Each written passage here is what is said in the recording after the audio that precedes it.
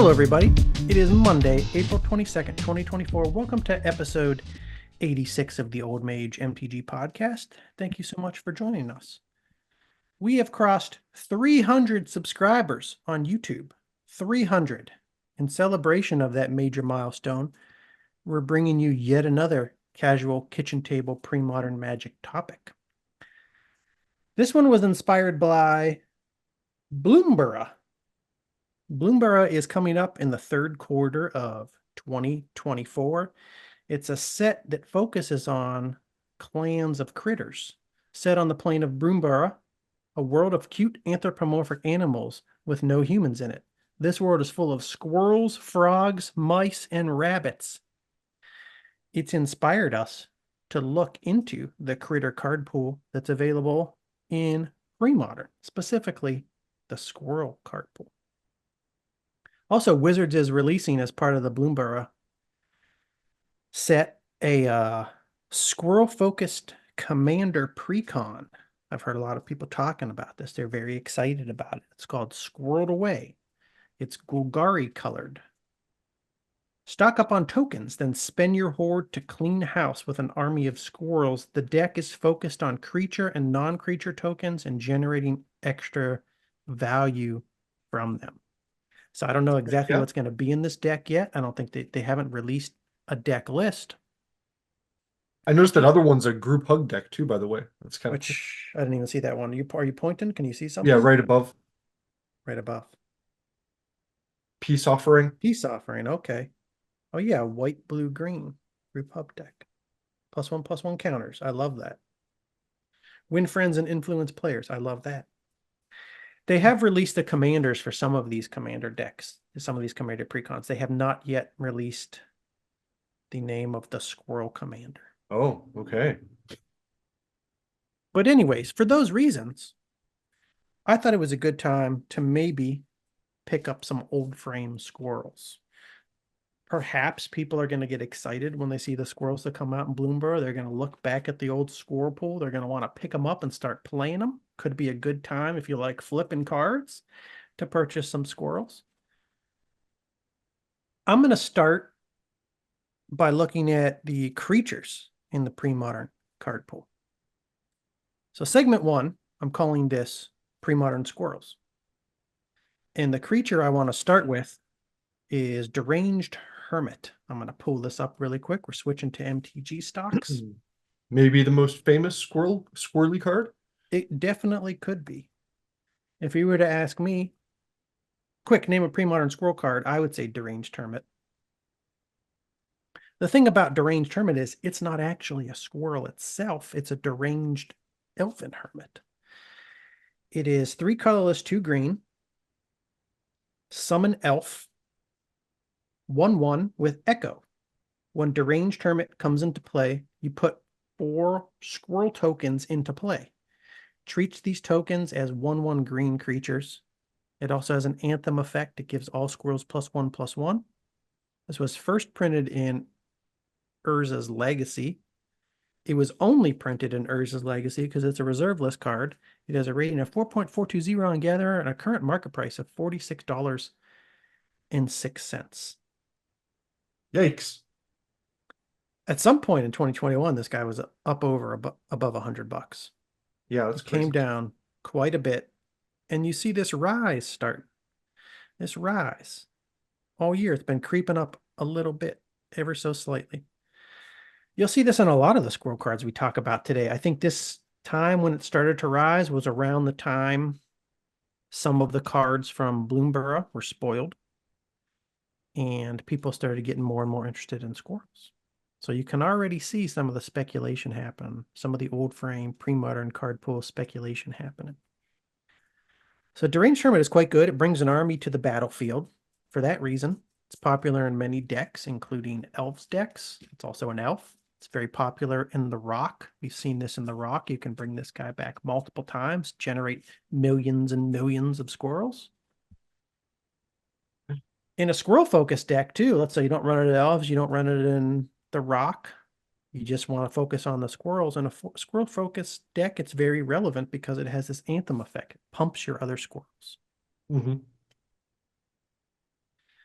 I wanted to say when prepping for this episode, I found a very similar card. Because if you don't limit yourself just to old frame cards, like myself and Alex do for the most part, there is a significantly cheaper, functionally similar card that you can pick up instead of Deranged Hermit.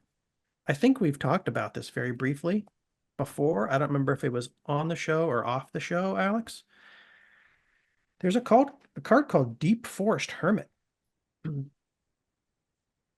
This is also 3 colorless, 2 green. It is also a summon elf, but this one is actually an elf druid. Ah, It is also 1/1. Instead of Echo, it has Vanishing 3. So Vanishing is this creature enters the battlefield with 3 time counters on it. At the beginning of your upkeep, remove a time counter from it. When the last is removed, sacrifice it. So Vanishing is like the updated version of Fading. okay. When Deep Forest Hermit enters the battlefield, you create 4 1/1 green squirrel creature tokens, and squirrels you control get +1/+1. So it's almost exactly like Deranged Hermit. It was printed in Modern Horizons, and I think maybe another set, Modern Horizons 2. So it first appeared in Modern Horizons, was reprinted in Modern Horizons 2, and it's available for only $2.12.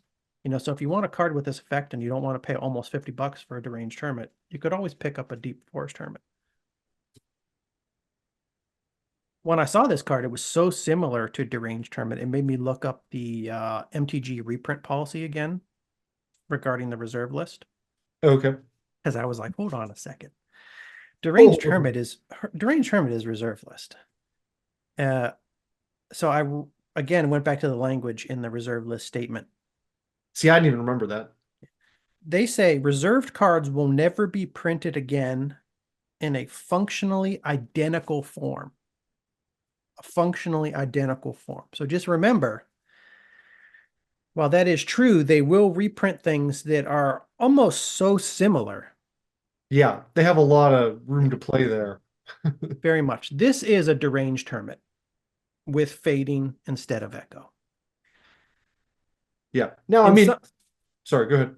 In some cases better, but also in some cases worse. There are some Right. cases where you might want, like for instance, if you're playing versions of the Rock that run to Deranged Hermit and you use the Recurring Nightmare to immediately bring it back after it disappears, you would want it to have Echo over Vanishing, because Echo, you simply don't pay the Echo cost and it goes to the graveyard right away, and then you can bring it back the very next turn.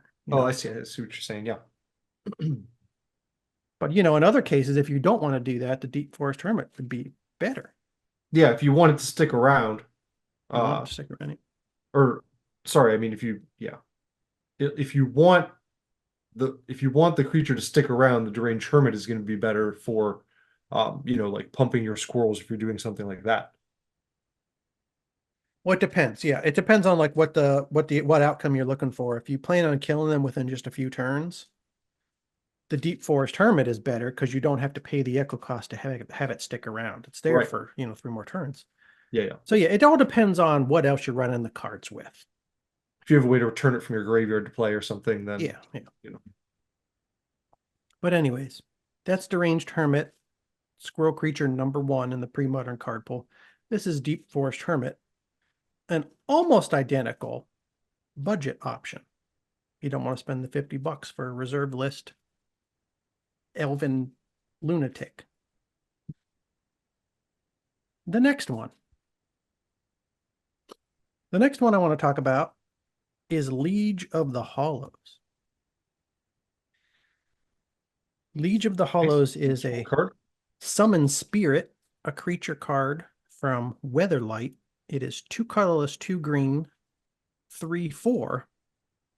If Liege of the Hollows is put into any graveyard from play, each player may pay any amount of mana to put that number of squirrel tokens into play under his or her control. Treat those tokens as 1/1 green creatures. It has a rating of 3.671 on Gatherer, current market price of $6.72. Again, during the squirrel madness of 2021, it got up to about $40. Squirrel Come madness. down quite a bit. Also on the reserve list, So this Oh, this sucker's not going to be reprinted. This is a reserve list card from. probably knew that at one point. I know I have one of them at least from back in the day. I think we talked about this briefly on a previous episode. I don't remember what the context was, but I had forgotten about it until I sat down to review the Premodern Squirrel card pool. I'd forgotten what it did. Yeah. I was looking at the gatherer comments, and it's 7:26:34 p.m. March 23rd, 2011. Goat Llama said, and here we have yet another deranged squirrel breeder. So we are seeing a theme of deranged humans in the woods. This is now actually a spirit. Do you have to be like crazy to, is that what drives you into the woods to become a squirrel hermit person? Or do you go insane after you get there because of maybe like the incessant chattering of the squirrels? It's hard to say. I don't know. It could go either way. There's probably a little bit of both. You Yep. know? Yeah, it probably gets worse. There are many ways to generate big mana these days than there were when this card was first printed. That's one of the first things I thought about when I saw this card. There are also more ways to do degenerate things with tokens in general, and with squirrel tokens specifically now Yeah, things than there that were. pump the squirrels and I was trying to think what I would want to do with this. Could backfire on you, could. but because your opponent could also exploit it too. It doesn't say it's just you. When this goes to the graveyard, each player Right. can pay any amount of mana to put squirrel tokens into the battlefield. Yeah. But you, if you were running this card, would build a deck that would be better poised to exploit an effect like this, probably, than your opponent. You could run Squirrel Anthem effects, so that's a simple way to do it. I often think about that. I have a linear mind. I like linear decks where you play things out on curve and you pump them with Anthem effects. Not always the strongest, but that's what I'm comfortable with. That's what I can wrap my head around. You could do that, Squirrel Anthem effects. Token sack outlets, like Goblin Bombardment, if you have something like that. You could benefit immediately from all the tokens you generate to do quick damage. You can put this in a spirit deck that's like a lockdown deck so that they don't have too much mana. Well, I didn't even think about that, but yeah, it was also a spirit. I'm not familiar with the spirit card pool all that well, but a lot of them are probably white and blue, right? I would imagine, yeah, if you were playing this I was thinking of playing like a blue-green deck or blue-green-white, So there's green-white. colors in which you could easily build a control type shell. Is that what you're Yeah, because getting if at? you, like you said, you could, one thing you could do is make sure you have lots of mana to outspend them on squirrels, or you could, strangle them so that they have no spare mana, Mm-hmm. to spend on the squirrels. Either way, it requires the liege dying, right? Yes. So, the reason I mentioned the spirit deck is maybe it's good to kind of use it as its upfront 3/4 body, like as much as you can, before you get the squirrel benefit. Okay. Because 3/4 is not, too bad That's not that bad. Yeah. for having a big special ability like Yeah. this. I saw some comments in Gatherer. Cruisewa, I think that's how you pronounce his name. March 31st, 2011, at 12:55, 6 seconds in the PM, said he abuses this card with Ashnod's Altar. Sack it for 2 mana, useful for 2 squirrel tokens. Oh, okay. That's a good idea. Also, if you have any other squirrel tokens out, you basically sack each squirrel to double your number of squirrels. So I think what he's saying there, you generate the tokens, and you can sacrifice the tokens to Ashnod's Altar. Oh, still with Ashnod's Altar. Too? Yeah. Okay. That's what I think he's getting at there. Yeah, yeah. No, that's cool. It's been a while since I actually looked up Ashnod's Altar. It's like one of those cards that I know, but if you were to ask me to state exactly what it did, I would forget. I just forget its casting cost. It's 3 colorless, and then 0. Pay 0. Sacrifice one of your creatures to add 2 colorless mana to your mana pool. This effect is played as an interrupt. You may not sacrifice a creature that is already on its way to its graveyard. Now, to the graveyard. Now I'm reading the original Antiquities version.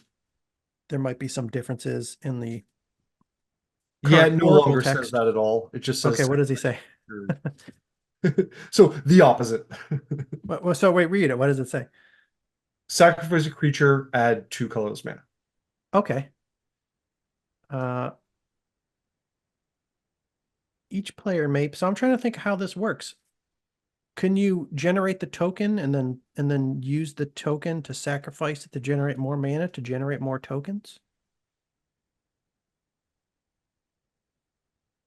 I'm so like I want it to work like that because it No, you seems like can't. that's You kind of can't. like what they're Yeah. suggesting. No, What'd you say? sorry, you can't. That you can't. Yeah, that wouldn't make sense to me actually. And what Cruisewall was saying is sacrifice this for mana for squirrel tokens, this being Liege of the Hollows. Also, if you have any other squirrel tokens out, you can Yeah, sacrifice those squirrel tokens to double your number of squirrels. Yeah, that's how I so read it at first, but then like you, I was wondering if you could do that with like in a chain with the squirrels you had just made, but probably not. I don't. Why do I not think you can? I don't think you can. I don't think you can because the spirit would be like it would be in the graveyard. Like you have to I pay the think you only mana have one opportunity exactly to pay that mana. Yeah. as the liege is going to the graveyard. Then you would create the squirrel tokens. By the time you created the squirrel tokens, They cleaned up the language a little bit too. When Liege of the Hollow dies, so actually that's well, maybe I don't know. When Liege of the Hollow dies, each player may pay any amount of mana. Then each player creates a number of 1/1 green squirrel tokens equal to the amount of mana they paid this way. okay. Well, I think that makes it pretty clear that there's no way you could have some part of this interaction on the stack so that you can create the tokens and then feed the tokens into the altar, then create more tokens. You have one chance to do it. To dies is slightly better, right? Like I think so. huh? I think so. Because it's almost always going to be the same thing, but you might have an effect down that says something like when a creature would go to the graveyard or when Yeah. a creature dies, then exile it or something like that, right? Yeah. But for the most part, they're the same. Yeah. So, Ashnod's Altar, you run this in a scroll deck, you might already have other scroll tokens out from other cards. We're going to see many scroll token generator cards. We already saw one in Deranged Hermit. If you I already have still squirrel don't- tokens on the board, and when this liege goes to the graveyard, you have the opportunity, if you have an altar out, to double. Yeah, I like how Ashnod's Altar works with this. And some of these cards have threshold too. So, the tokens won't help you there. But when you're sacrificing Legion of the Hollows and maybe some of the other creatures that you have, you're filling up your graveyard for the threshold effect. So that's cool. Mm-hmm. Craig Hack on Gather also mentioned, and I said prior, your opponent might benefit from this card also, but if you're doing things the right way, you'll be building your deck in ways that will benefit from this card more so than your opponent. Craig Heck mentioned it's okay if your opponent has a few more squirrels than you because once you cast Overrun, a few extra blockers won't save your opponent from death. So yeah, Okay. you get this card into the graveyard and do your squirrel thing at a time when you have a card like Overrun in your hand to just Lets you make a end the Mega game. Swarm. Yeah. Yeah. So I like that. And I like this card. And I think I should maybe get to $6-7. You could probably Good get it time. cheaper than that. Good time to get it. If you want a moderate play, they're probably like $4, $3 on the online, I'm sure. If they make what? I just said I was gonna say Uh, something. But what were you gonna say? if they make a card, I don't know, maybe this already exists, but if they make a card that lets you steal squirrels from someone else, then this card will go up in price. I wonder if there's a card where you can steal people's tokens. Probably, I'd say tokens, probably, Yeah. maybe not squirrels specifically yet, but I've never heard of that. But These tokens you create, they're squirrel tokens. They're squirrels, they're tokens, and they're green creatures. the thing with tokens is there might even, I wonder if like if they change controller that automatically destroys them or something. You know what I mean? I have to look up tokens. Because it could be messy. People have different ways of displaying their tokens. You know what I mean? So if I'm taking yours in like official play or something, it might get sloppy if I'm trying to, take your glass beads, that would be easier. But if you keep track of your tokens, like, I don't know. I don't know what's allowed as far as like if you can use a physical thing that has a counter I mean, some or people use dice. I like to use post-it notes. I put a new yeah, post-it note out for each yeah. token, and then I do a little scribble on it. No, I don't do that. I use Infinity tokens. Infinity tokens. A lot of people use Infinity tokens. There's that company that sells the little they're tiny dry erase boards essentially. And you can draw your own token on everything. And then like wipe it off and make a different token. Yep, yep, they're quite nice. That's pretty cool. I should get some of those. There's a lady who runs, I mean, it's her company, Infinity Tokens, and a lot of people buy Infinity Tokens. And it wasn't that long ago, maybe like a month or so ago, where like Wizards made some post and they're now like selling their own version of it. And a lot of people were kind of upset and they were like, support the Infinity Token lady. I think she's a school teacher somewhere and she also does this on the side. And it's a really nice product. I bought Infinity Tokens from her on Etsy, probably Oh, like okay. 4 months ago. But when I bought them, I thought to myself, some bigger company's going to do this too. Like there's nothing proprietary about taking a dry erase board, cutting it into the size of a card, Yeah. But hers are really nice. So, and I would support the small business as much as I love Magic the Gathering, Wizards of the Coast. I'll buy the cards from Wizards of the Coast, of course. I'll buy your Magic cards. But when it comes to buying the dry erase tokens, I'll buy them from the Infinity Tokens lady. How about that? Spread it around a little bit. Spread the wealth around. Okay, that's Liege of the Hallows. I like Liege of the Hallows very much. And after pulling this card up again, I'm like, I want to get one or two of these and try to find ways to exploit it. I have fun running a crazy token Ashnod's Altar Liege of the Hallows deck. Next creature in the Premodern Squirrel card pool is definitely a card we've talked about on the show before. It's a card that you just added to your 2024 Commander deck, Alex. It is Nut Collector. This one is not a reserve list card. This guy's wacky. It is what am I saying? 3 colorless. 5 colorless, 1 green, 1/1. So that's kind of rough. 6 mana for a 1/1. It is. He's But in danger. creature druid, at the beginning of your upkeep, you may put a 1/1 green squirrel creature token into play. Threshold, all squirrels get +2/+2. It was first printed in Odyssey. It has been reprinted. It has a gather rating of 4.3036.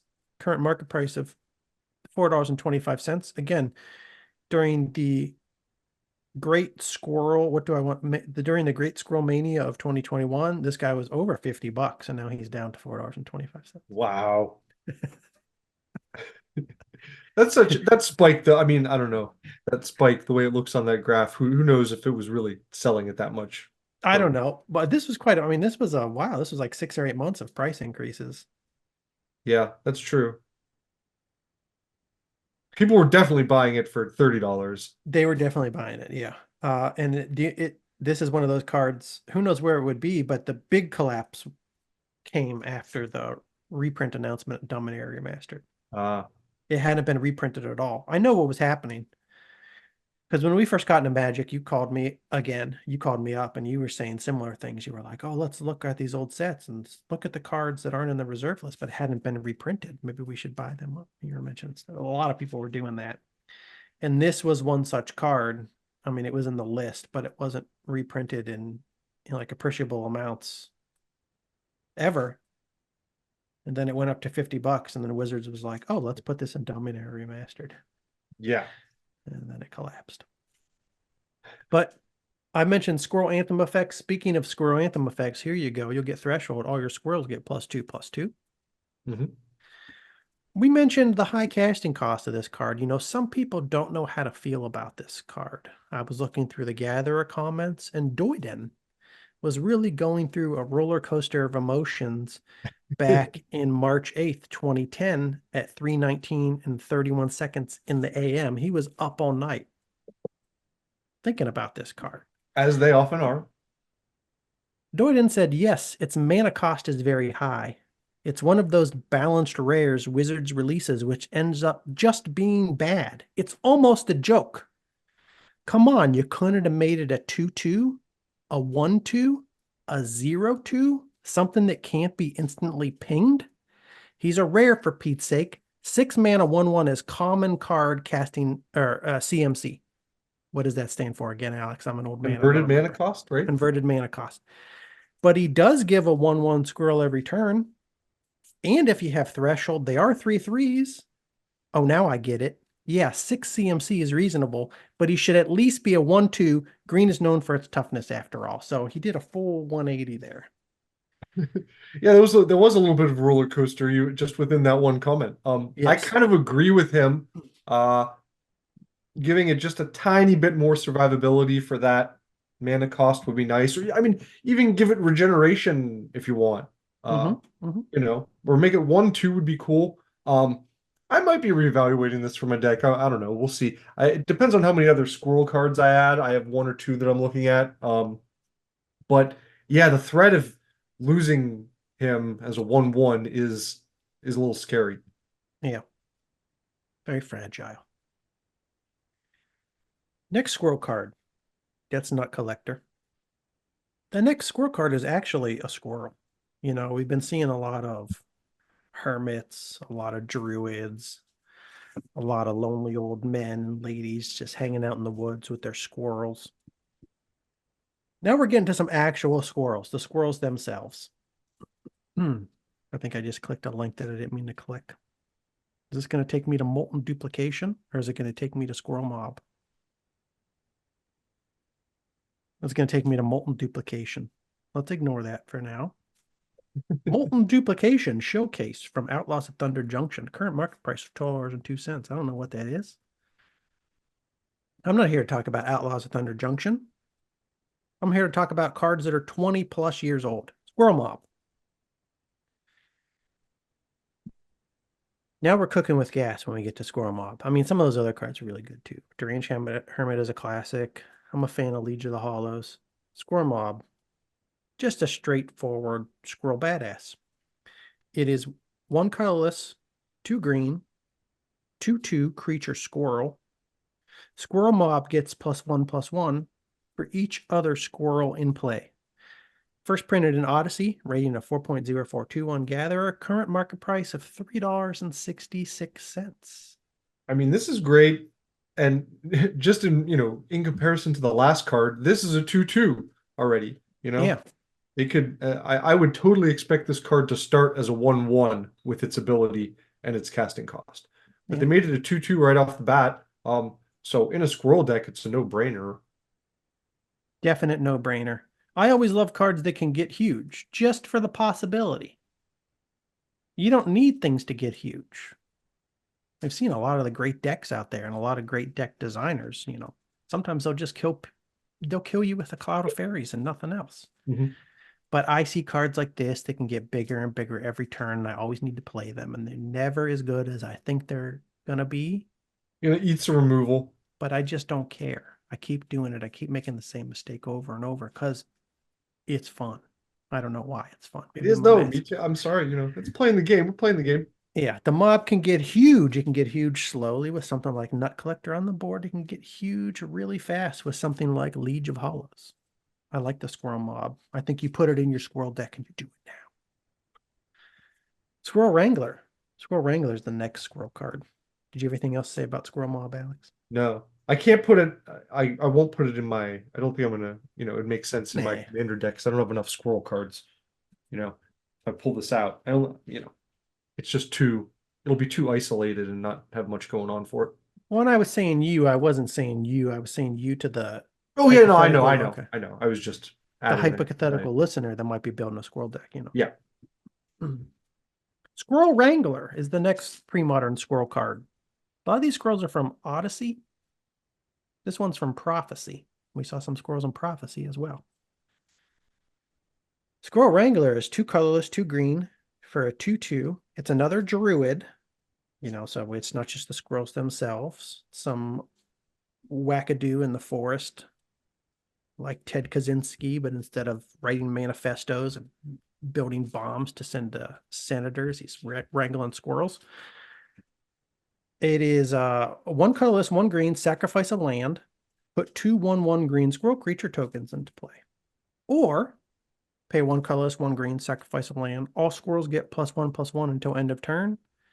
Rating of 3.990 on Gatherer, market price of $1.90. So it's one of the cheaper squirrels we've seen so far. Now this might go in my deck because I can afford to Shocking. sacrifice forests probably. You can, okay, yeah, you can in your deck. I was going to say I'm surprised that it's rated as high as it is because I don't usually. I mean, cards with sacrifice on land abilities are rough for the most part. They tend to be pretty rough to play. But Yeah. yes, in certain decks, they're not as bad. Your commander deck that you're building being one such deck. Another thing I thought of when I saw this card is it's another card that works well with Crucible of Worlds. Potentially my favorite modern frame card that I've never played. Yeah, Crucible I of really Worlds. wish it was available in pre-modern. It We would open could just, up a lot of stuff to do. I mean, we can just start our own format called, Yeah. we've talked about stuff like this before, Premodern plus Crucible. And then we just each build a deck with Crucible of Worlds in it. Everything else pre-modern, see what we come up with. So that's Squirrel Strangler, not the most exciting for me because the activation cost just requires sacrificing the land. That's rough. That can get really rough.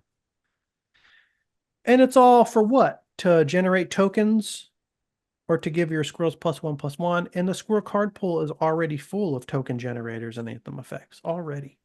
Yeah, it could be a nice like push to, if you already have a bunch of squirrels out, sack 2 lands, give them all +2/+2 for your big attack, That's what it They're would already be. 3/3s. That's what it would be. But then, I thought if that's the case, you got to put 4 mana into this to play it. And then you got to spend at least 2 mana to Yeah, give it it's the not +1/+1. ideal. Just run the overrun, like somebody mentioned in the Gatherer comments. I'd like the abilities to be like 1 green instead of 1 green, 1 colorless on Yeah, it. it would be easier. It would be nicer. And also not unfair. It's just, prophecy. Yeah. Prophecy cards are like this. It's really hard to find like a playable, fun prophecy card. Yeah. We weren't playing when prophecy came out. We had already quit for the first time. But when I came back, I was just doing What like do you mean for the first time? the first time we quit. You're gonna quit again? I don't know. I don't know what's going to happen in the future. All right. Yeah, I don't know what's going to happen. But what was I going to say? Oh, when I came back, I was, just looking into all the sets we had missed. And I heard a couple people, different places make references to Prophecy as like one of the worst sets ever.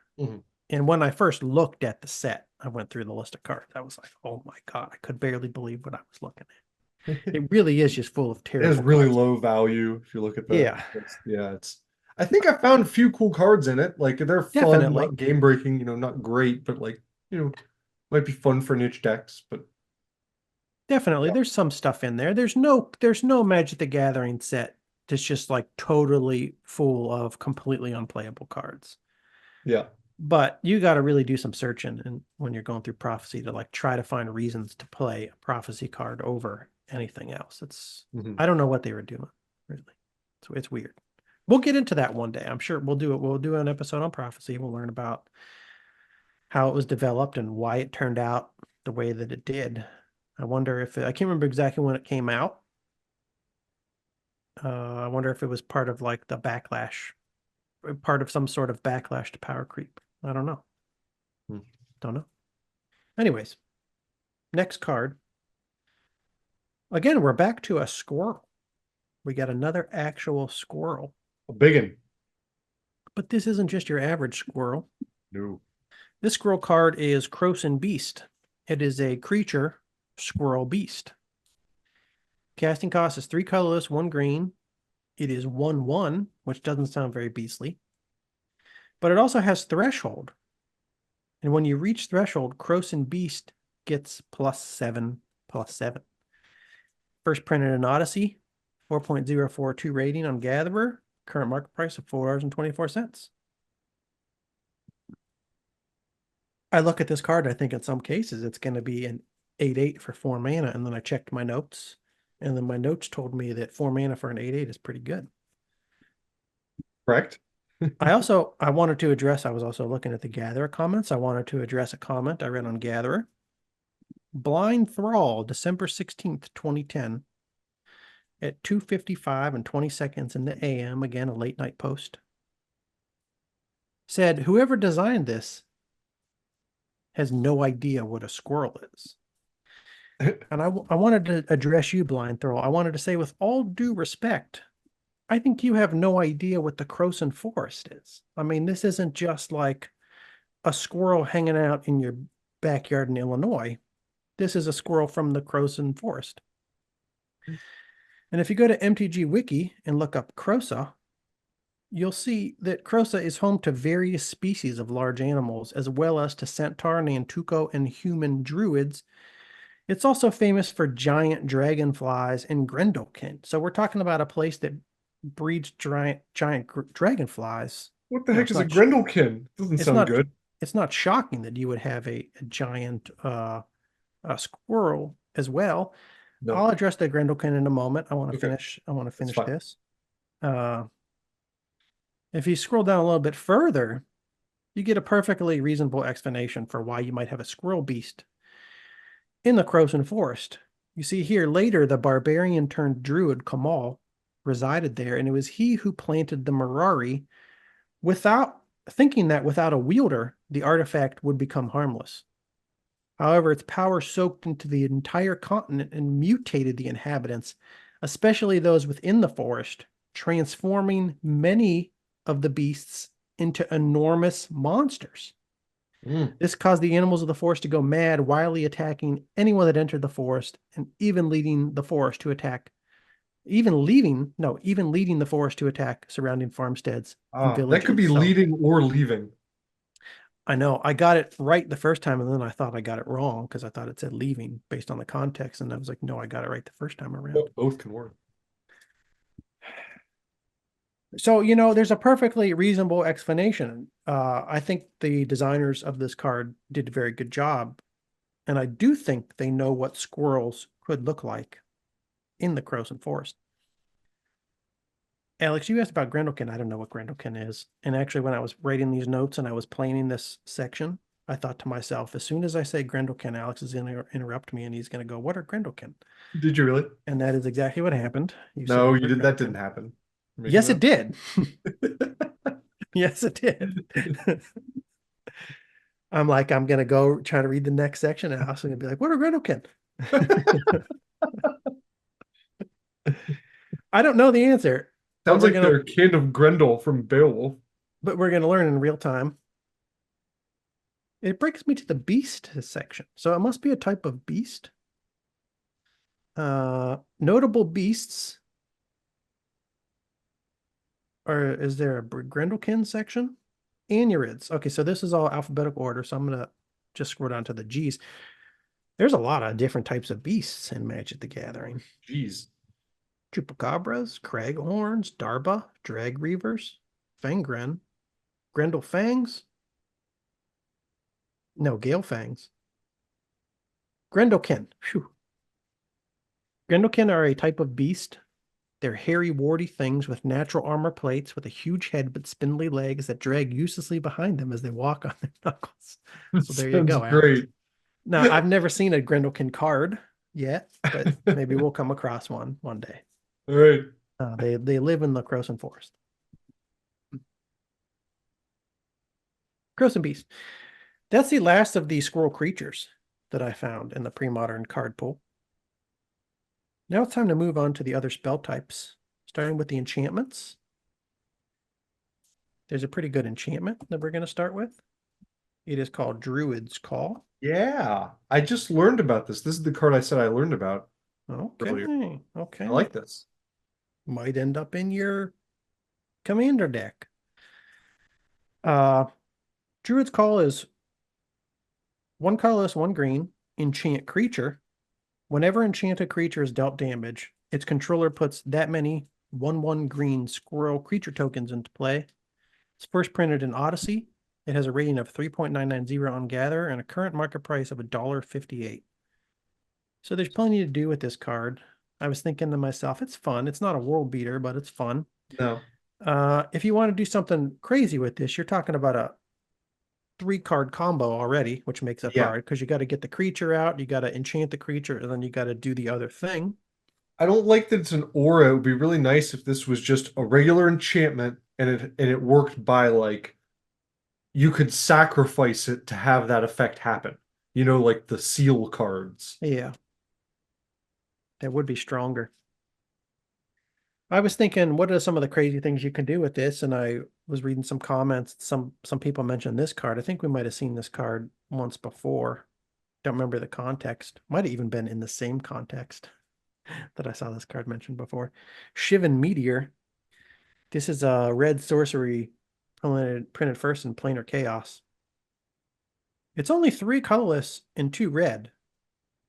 And you can use it to deal 13 damage. So 3 colorless, 2 red, sorcery, Shivan Meteor deals 13 damage to target creature.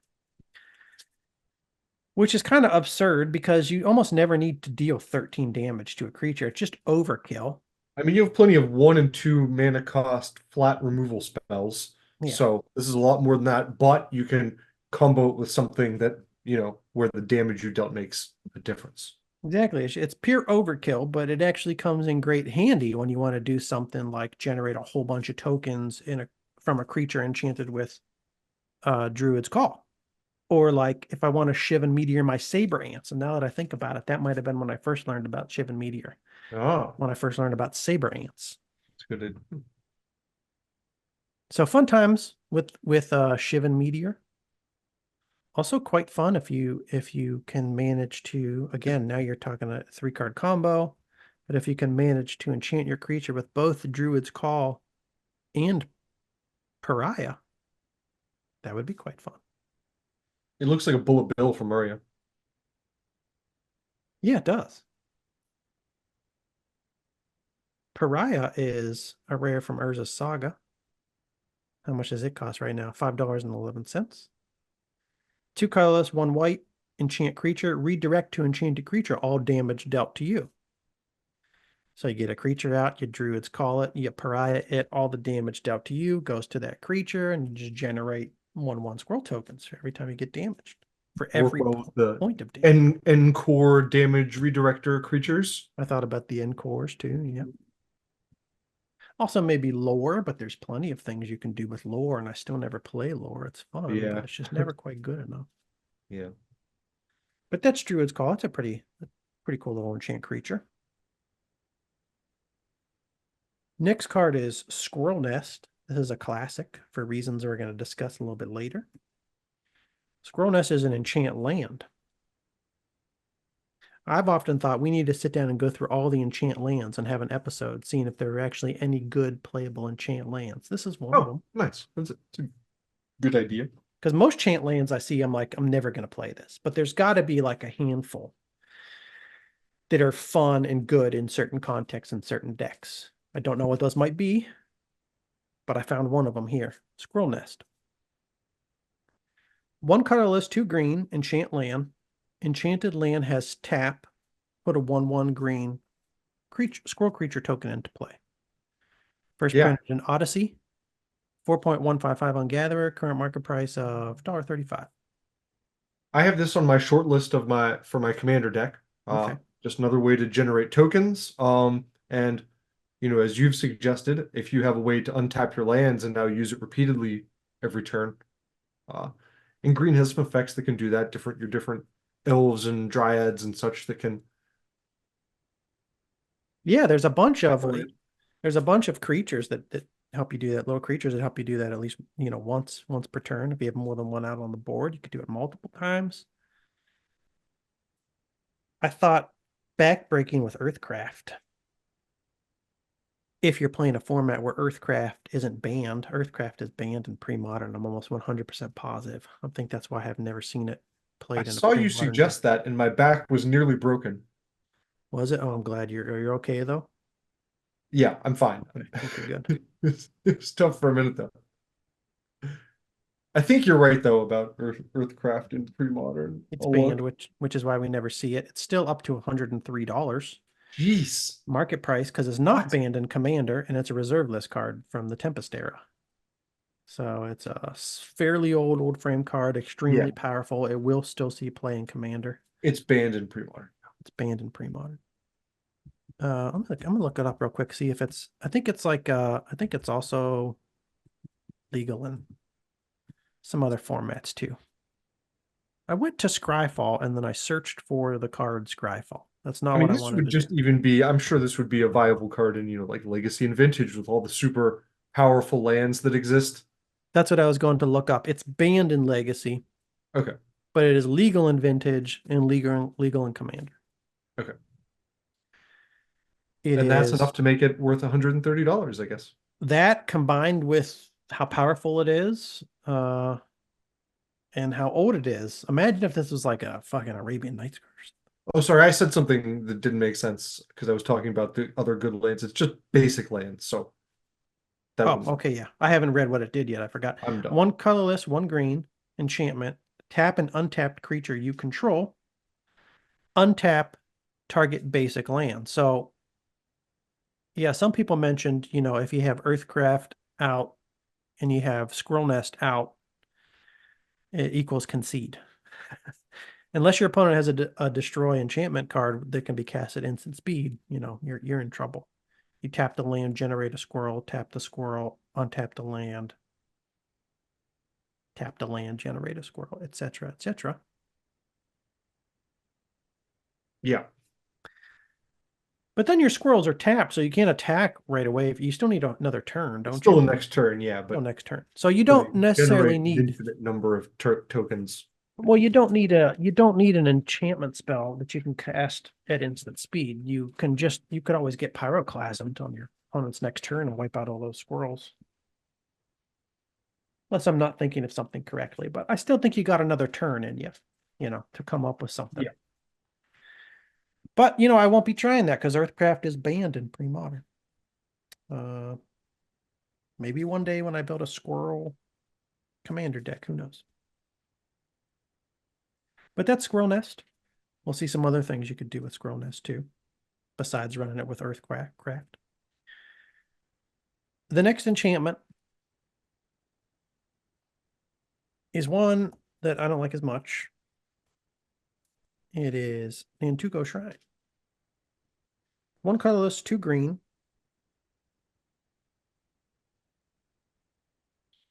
First printed in Odyssey. And when the Nantuko Shrine is in the board, or on the board, whenever a player plays a spell, that player puts X 1/1 green squirrel creature tokens into play, where X is the number of cards in all graveyards with the same name as that spell. So it's going to be worthless in Commander, which is the most popular format. Yeah. In Singleton. Worthless in any Singleton format. Also, just limited upside in almost every format and almost every deck. Because you're not going to have really that have to many play cards. around this, like build around this, like specifically. When I first found this card, I got really excited because of the name, because I've been finding cool Nantuko cards, and I was like, oh, here's a green Nantuko enchantment. It's gonna do something sweet like these other Nantuko creatures and synergize with them. And then when I read it, I was just like, yeah, Disappointment. yeah. Disappointment. I will probably not play this ever. You'll notice it had a recent spike in price. I mean, during the great 2021 Squirrel Mania, of course, it went up like all the squirrel cards did. We've mentioned that already, but only up to like $3 from like 50 cents. And then rapidly decreased again to $1 or below.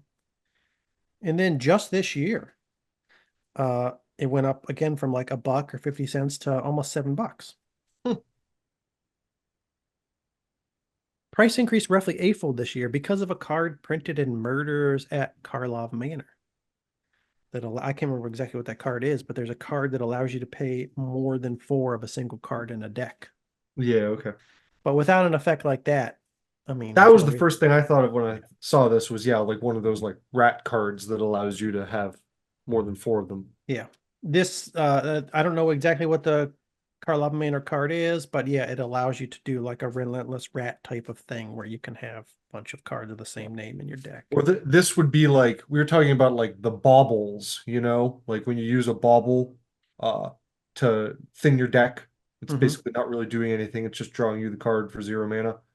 Uh, so if you were playing in a deck that like used nothing but 4 blocks and it used like bauble type effects to, you know, discard to draw you more cards, like then you might always have like duplicates of stuff in your graveyard. So that would be okay, but it's still like a lot to go through just to make this card work. Exactly. Yeah.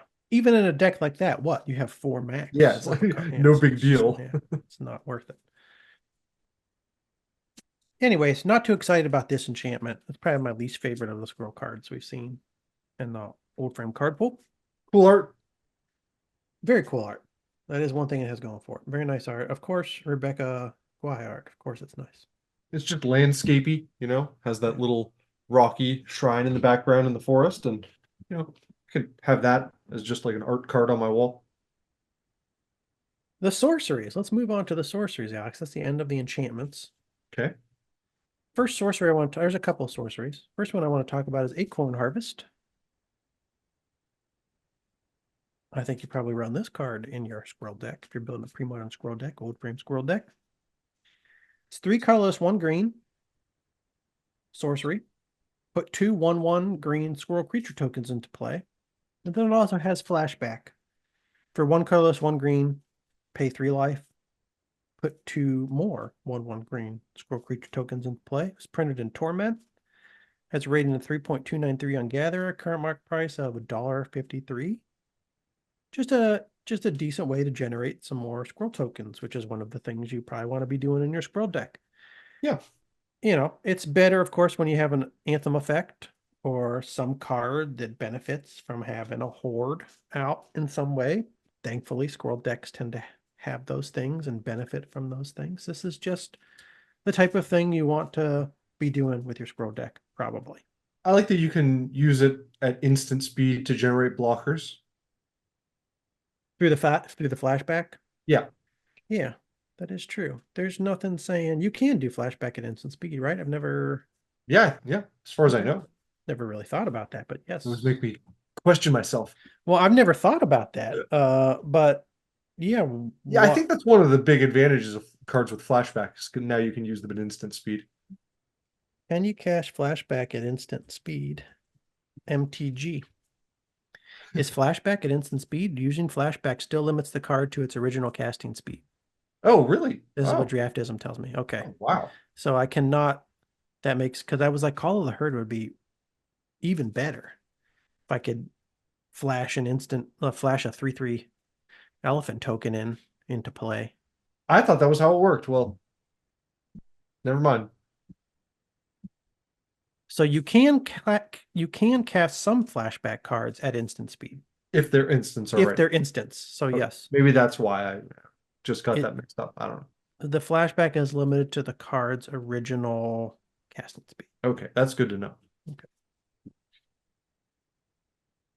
And then the next sorcery, something very similar. I don't have much to say about this card that I didn't say about Acorn Harvest. I put it into the same category. It's very similar. Chatter of the Squirrel. Chatter of the Squirrel. It is 1 green sorcery. Put a 1/1 green squirrel creature token into play. It has a flashback cost of 1 colorless, 1 green. So far less mana. It's just 1 green instead of, 4 total mana to cast for the first time. But it puts half of the squirrel tokens into play as Acorn Harvest. First printed in Odyssey, 3.856 on Gatherer, market price of 33 cents. Okay. Good. I guess Just like overlaps with the other card. Like it's a little more mana efficient for generating 1 token, but the flashback's a little less mana efficient. Yes. I'd have to think about which one I wanted to choose. I don't know that I'd run both. I'd probably pick one over the other. Yeah. I have to put a little bit more I sort of feel like that. I like Chatter more. I think I do too. I thought, what do you do with Chatter? Go ahead. I'm trying to think of how things could go if I was running Chatter. This is probably like the best possible scenario with Chatter, but 1 green, you put a 1/1 squirrel token into play, turn 1. Turn 2, you flash it back. Turn 3, you play squirrel mob. So then you have a 4/4 squirrel mob out and you have 2 1/1s. That's pretty good. You can't have that kind of opening.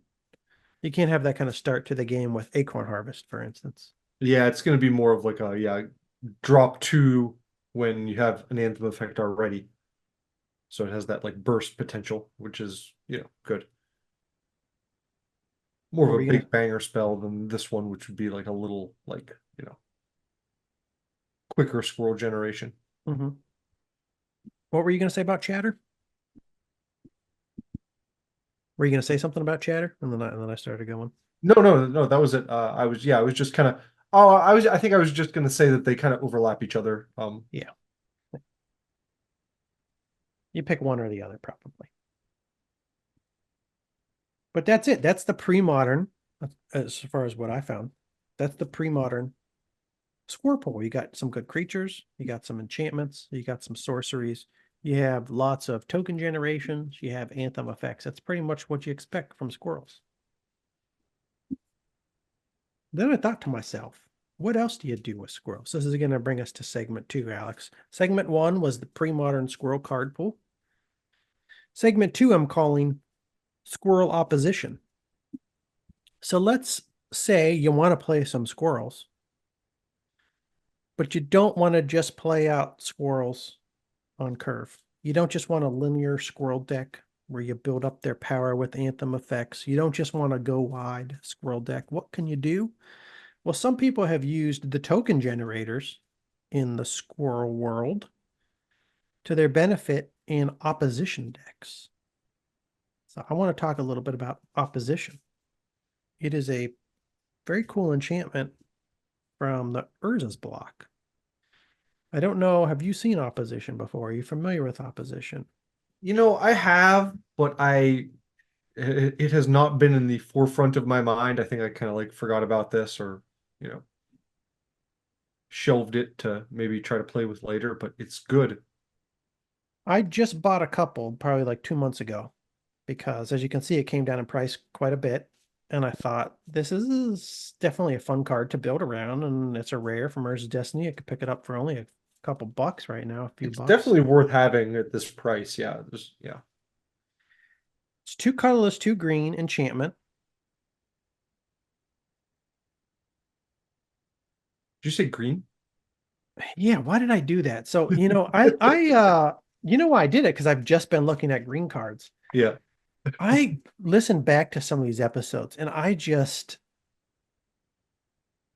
look directly at something and then I still say the wrong thing.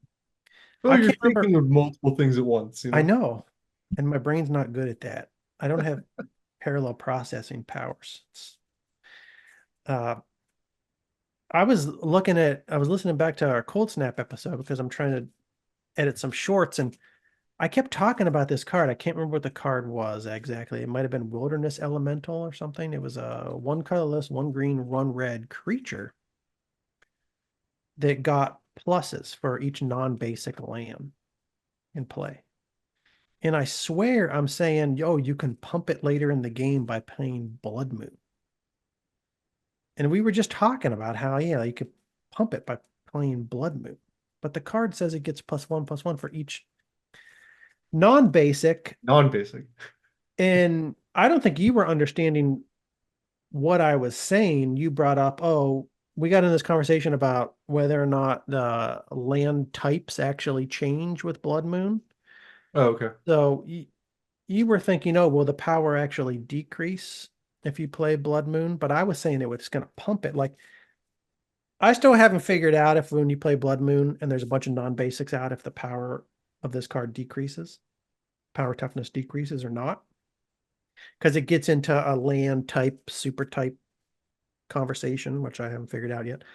But regardless of the rules, there's no way that if you play Blood Moon and like it turns your taigas into mountains, then the creature that gets +1/+1 for every non-basic land in play would actually get more powerful.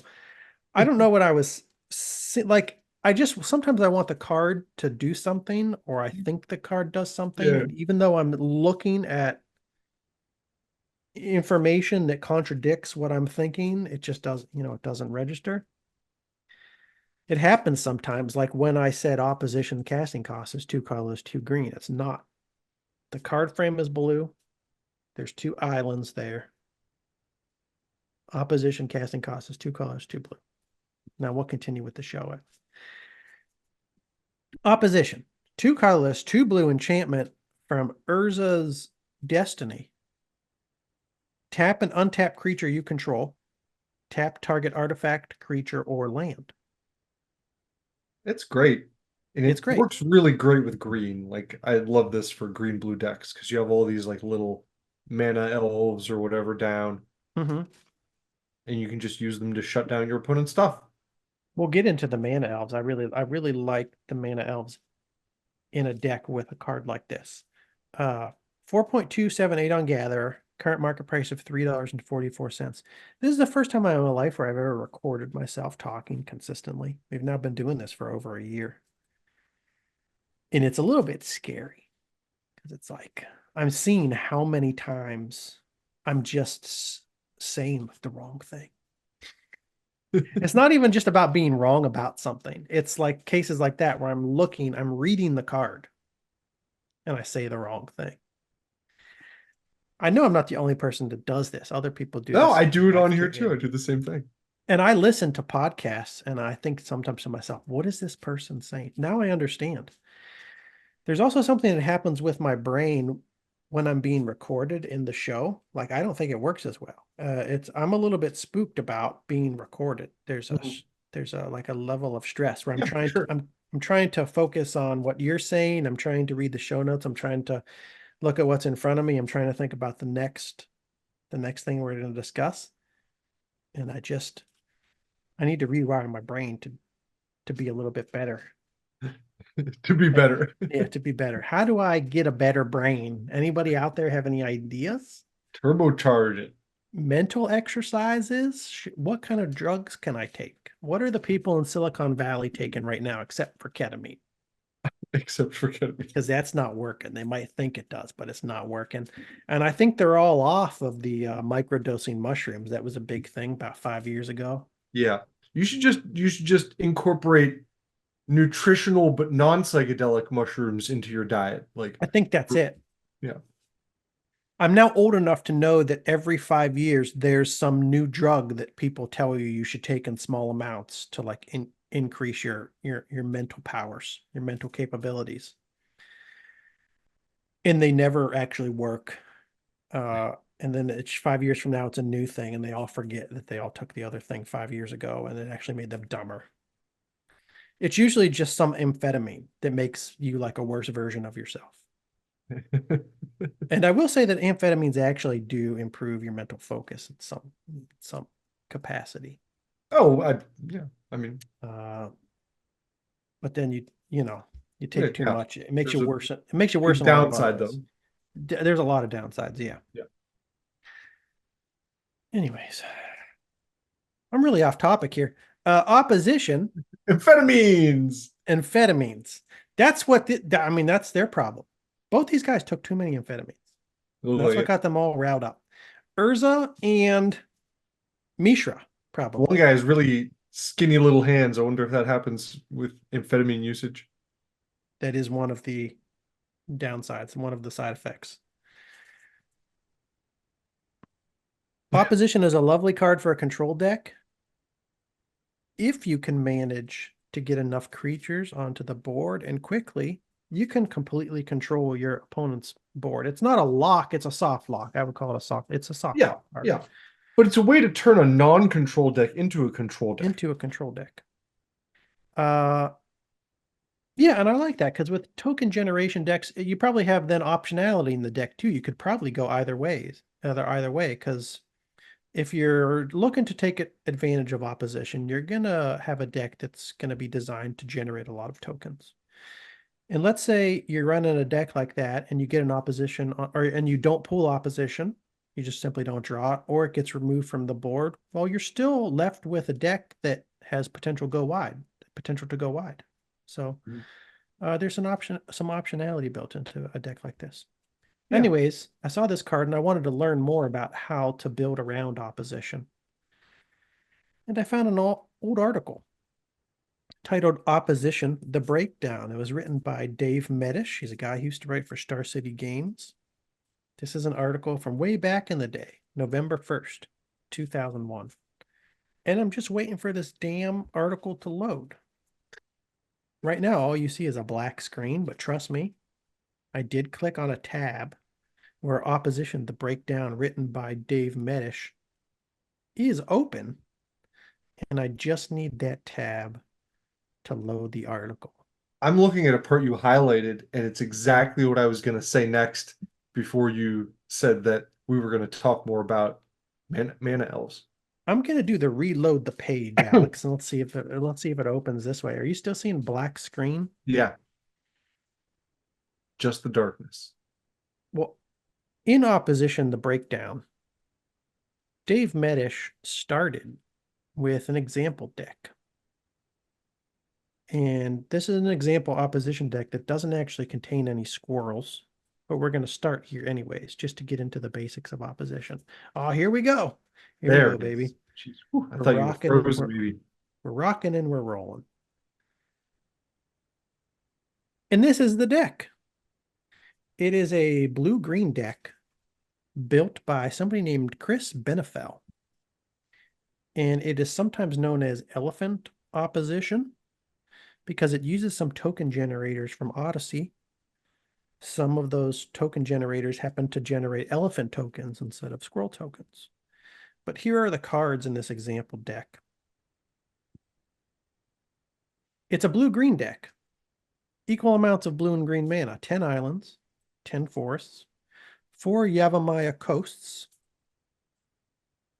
4 mystic snakes, 4 birds of paradise, 4 Lornowar elves, 4 call of the herd, 4 beast attack, 4 opposition, What's beast 4 attack? repulse. We're going to get into all this. We're going to get into all these cards. All right. 4 repulse, 4 effect and fiction, and 4 counter spells.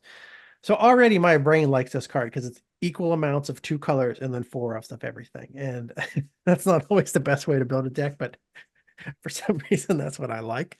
Satisfies your OCD. So he's going to break down this deck, and he starts with the birds and the Llanowar elves. A couple things he points out. All opposition decks that I've seen run birds and Llanowar elves, not always 4 ofs, but they always run some of these cards. He says, birds and Llanowar elves, quick, what do fires and opposition have in common? They're both remarkably consistent on getting to 3 or 4 mana ahead of an opponent. They seldom get mana screwed, and they run both elves and birds. This is the reason I've had fun playing fires recently. While it's not necessarily the strongest deck in pre-modern, it is very consistent, and it's very good at ramping up mana faster than your opponent. I like I doing like to both put of those birds things. in so many decks. The mana accelerators ramp up the deck to higher casting cost spells quickly and guarantee, or at least make it highly unlikely, that the deck will get mana screwed. I hate getting mana screwed, so another reason I like running decks like this. Over 50% of the deck produces mana. And then I highlighted this point that he made. I really enjoy being able to use these cards in this way, and it makes me think, are there other shells that other cards I can build a deck around? I'll say that. Are there other cards I can build a deck around that allow me to utilize birds of paradise, Llanowar elves, other manimals in a similar Yes, way? I I'm think not so. sure. There are a few I can't recall any at the moment, but yeah, I think you can find some other stuff that will allow you to do that. But he says also late game, birds and elves are not considered a dead card as they would be in other decks that utilize them. For as long as there's an opposition in play, any creature becomes an instant icy manipulator. Yeah, and that's what I was going to say earlier was that with Birds of Paradise now, it's like your birds can do something for you later in the game, even though they're 0/1. Yeah. That's great. Because I love manimals. They're great for the ramp. Birds especially great for the mana fixing. But that is the one downside when you pull them And later in the you can game. attack with your elves if you need to, but like the birds, later in the game, you either need to buff them up or, they're not doing anything for you. You're almost never happy to see them when you pull them, after turn 4. Yeah. except when you have an opposition deck. If you have opposition down, they Yeah, can be then it's used to fine. tap anything. Tap it. I like it. So next he moves on to some classic cards from Premodern era sets that are wonderful in any decks that want to generate tokens. Call of the Herd, Beast Attack, Deranged Hermit. So you asked about Beast Attack. What is Beast Attack, Alex? It's this card right here. I think it's also first from Odyssey. Okay. Well, I don't know. You might want to look that up real quick to make sure. But I think it's an Odyssey card also. Beast Attack is 2 colorless, 3 green, instant. Create a 4/4 green beast creature token. And for flashback, you could flash it back for 2 colors and 3 green. Generate another 4/4 green beast creature token. Okay. Yeah, it's from Odyssey. Odyssey, okay. So he says, Call of the Herd and Beast Attack. These are the 2 cards that make the opposition deck shine in the current standard environment. This was back in 2001. Opposition decks can, on a not uncommon draw, drop a turn 1 elf or bird, turn 3 Call of the Herd, turn 4 Opposition, and have mana on turn 5 for a Mystic, Snake, or a Beast Attack. So you're running 2 cards that can generate 2 3/3s or 2 4/4s. They also provide you with a potential win con if you can't manage to get or keep an opposition out. So I like that. Like in this case, your token generators are beefier. They're beefier. Alternatively, you can run, Deranged Hermit. Hermit Opposition was a variant of this deck. This was also a type of Squirrel Opposition deck because Deranged Hermit generated the squirrels. So if you can get a Deranged Hermit out, you have 5 cards, 5 creatures that hit the board all at once, which is better for opposition, better for tapping your opponent's stuff, better for generating a soft lock. But alternatively, you can go with the Call of the Herd Beast Attack. You can go Call of the Herd Beast Attack mode. And while each one of these cards won't generate as many creatures that you can feed into opposition, it gives you more optionality to kill with beefier creatures or to block with beefier creatures if you need. I'm having trouble understanding the beast attack. Seems too mana efficient to you? Yeah, I mean, like it It's has not my flashback, favorite. that's cool, but Yeah. for just a 4/4, you're paying 5 mana, and in green, I feel like I feel like there's just so many other options, right? Well, I don't know. Well, so remember, we're talking about the standard environment in 2001. Okay, right. So, Yeah. yeah, Okay. Sorry. maybe not that. I don't know how many options there are for this particular time period in this Yeah, particular point format. taken. Also, But it's an instant that adds something to it, oh, okay, I didn't even I don't notice know if that. the deck makes use of that with other cards somehow, but uh, it is something to note. I would just expect, there's probably other, 4 or 5 mana creatures that are 4/5, 4/4, 5/5, in that range. Maybe have an ability. But yeah, you're right. If it's a standard deck, then it might have just been, what they had to play with. Yeah, I will say, we play current pre-modern and you see Call of the Herd in decks still. You see Deranged Hermit in decks still. We don't see Beast Attack showing up a lot. True. Yeah. So I think it is the weaker of the cards just because of how much mana it takes for what it produces. Yeah. And going back to what we were just talking about before, now that I learned this thing about flashback, since this is an instant, you can also flash it back for an instant. So Yeah. it does give you some good utility as far as casting a surprise creature. Yes, that is true. And yeah, I said I didn't even notice it was an instant. I just read that it was instant, but yeah, it wasn't even registering because I'm not used to these cards that generate creatures that also have flashback ability being instants. So yeah.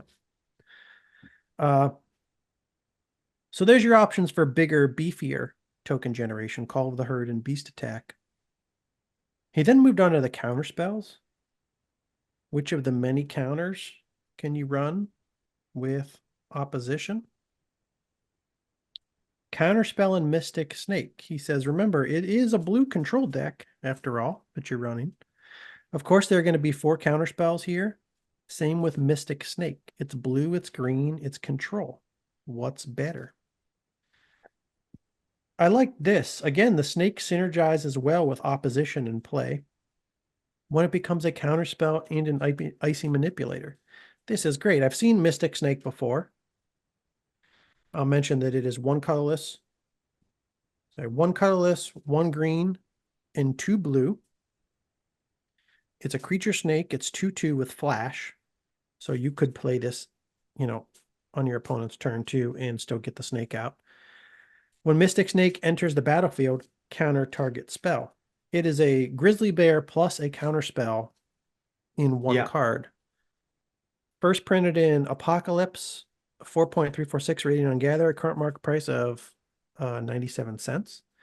I don't really see this card run much anymore. I love it, but at the same time, if I played it, maybe I'd find myself feeling the same way about this that I feel about Deflection, which is like, oh, I love this card. I want it to work, but it's 4 mana and I never have 4 mana open.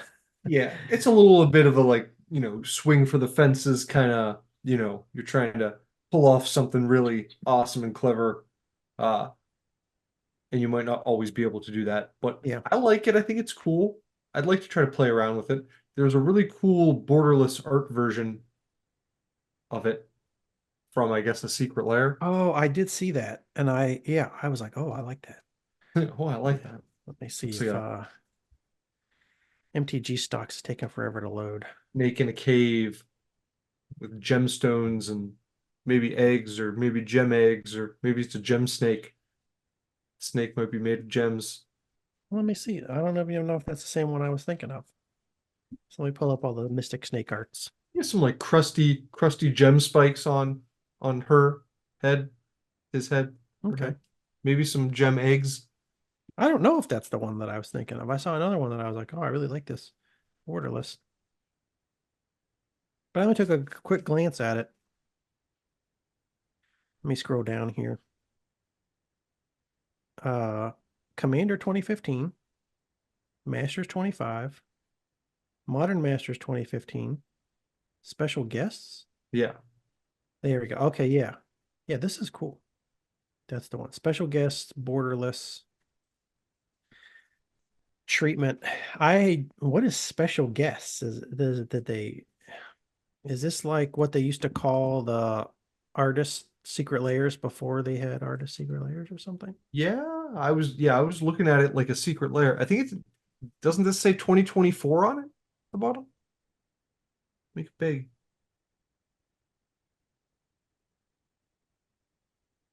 2024. Yeah, it does. So maybe this is just what they call the secret layers when they're It says all. OTJ, Outlaws of Thunder Junction. Oh, okay. Okay. So this I don't know what it is then. I haven't looked in. I don't know what it is. But this is cool. We like cool, it. It's a cool borderless treatment of Mystic Keep Snake. doing it, Wizards of the Coast. Hey, whatever this is, just do more of this, I guess.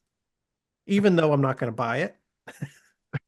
So maybe don't listen to me because I just I might buy a tiny amount of it, a very small amount here and there. I mean, yeah, I'm definitely not going to, even though I like it, I'm definitely not going to buy it when it's more expensive than the old frame original. I just tend towards the old frame originals. But this is nice looking. Mystic Snake Borderless, special guest, Outlaw Thunder Junction. What was I saying? I don't know. I distracted you. I'm sorry.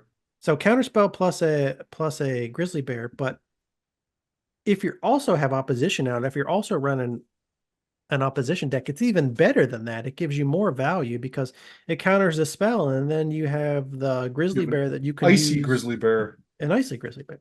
Yeah. I also didn't think about this, but I like this.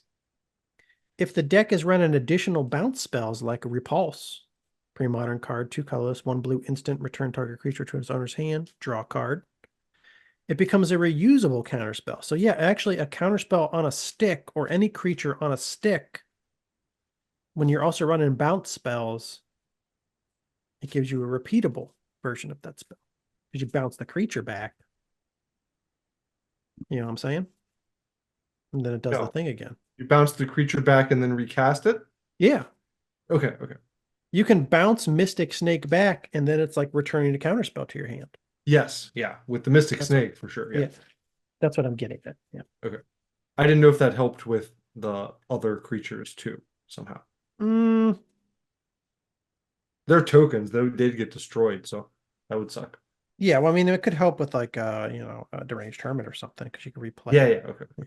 But mainly I'm talking about in this case how it works with Mystic Snake. Gives you an ability to recast a counter spell. Again, it is a forecasting cost counter spell. So, anyways, then he talked about fact or fiction. You know, what seems to be people talk about how powerful this card is. I've never played it, and I guess this just goes to show that I don't have good intuition for like what a great Magic card would be. But when I first saw this card, it didn't seem like incredible to me. But the way everybody talks about it, people who had played in formats when it first came out, they talk about it like it was an absolute powerhouse. It's 3 colorless, 1 blue instant. Reveal the top 5 cards of your library. An opponent separates those cards into 2 piles. Put 1 pile into your hand and the other into your graveyard. I'm always like, oh, So, your opponent gets to pick the piles. That yeah. seems bad, but it hearing people talk about it, it must be a lot harder to give somebody a bad draw than I think it Well, would be. I think that's the key is that it's best in decks where like whichever way they pick is going to be bad for them. So like in this deck, going back to the beast card that I didn't understand before, now it makes more sense because anything with flashback, if they put that in your graveyard, you can still use it. Yeah. Threshold cards, graveyard type cards, all that kind of stuff. So, if you can use your cards from your graveyard, then however they split it up is kind of irrelevant. So this is actually a case where I'm first starting to think about this card in ways that I didn't used to. Yeah, thinking about, oh, flashback. They could give you the flashback. Like you could take the pile with the flashback card, and then you have the card that you can play twice, or you could put the pile with the card with the flashback into the graveyard, and then you can still play it at least once. Yeah. And people talk about fact or fiction like it's automatic card advantage, which in a lot of cases it might be because sometimes people will maybe take uh the more powerful card and put it in a pile by itself, or maybe just one other cards versus like 4 or 3 cards, and then you can take more cards. It just seems Yes.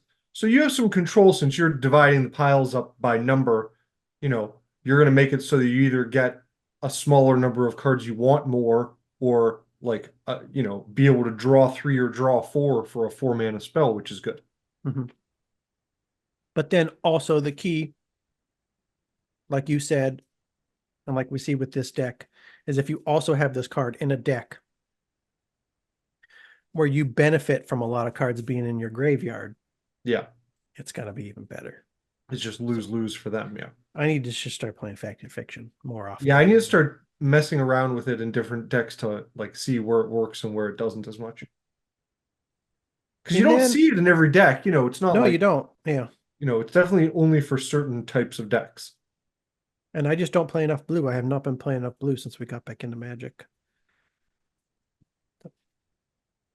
But then he goes into, some of the utility cards in the deck. There's a few I just wanted to mention. Repulse, we already talked about. It's a creature bounce spell that replaces itself.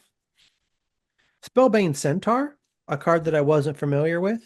Not much to say about this card, other than it was just a meta call. There were a lot of powerful blue decks in the meta, including the opposition decks. Yeah, So things like Spellbane bounce Centaur. spells. Yeah. Yeah, Spellbane Centaur, 2 colorless, 1 green, 3/2. Creature Centaur. Creatures you control can't be the targets of blue spells or abilities from blue sources. So you said bounce spells. None of your creatures could be bounced. Also, if you're playing an opposition mirror match, none of your creatures can be tapped with opposition. Oh yeah. Very good. I think that's the main reason some people probably main deck this. What does he say? He mentions several cards. Not only does it totally skew the mirror match, that would be incredible, but it turns normally powerful cards like Repulse, Boomerang, Recoil, Dromar's Charm into that much chaff in your opponent's hands. These must all have been popular cards at the time. And then this card, I wanted to mention this card, see what you thought of this. It's a card that I don't remember ever seeing, but I think I like it. And I wonder why nobody plays it. I don't even see this in pre-modern. Maybe I'm just overrating it, seeing it for what is probably the first time, but I don't know. Syncopate.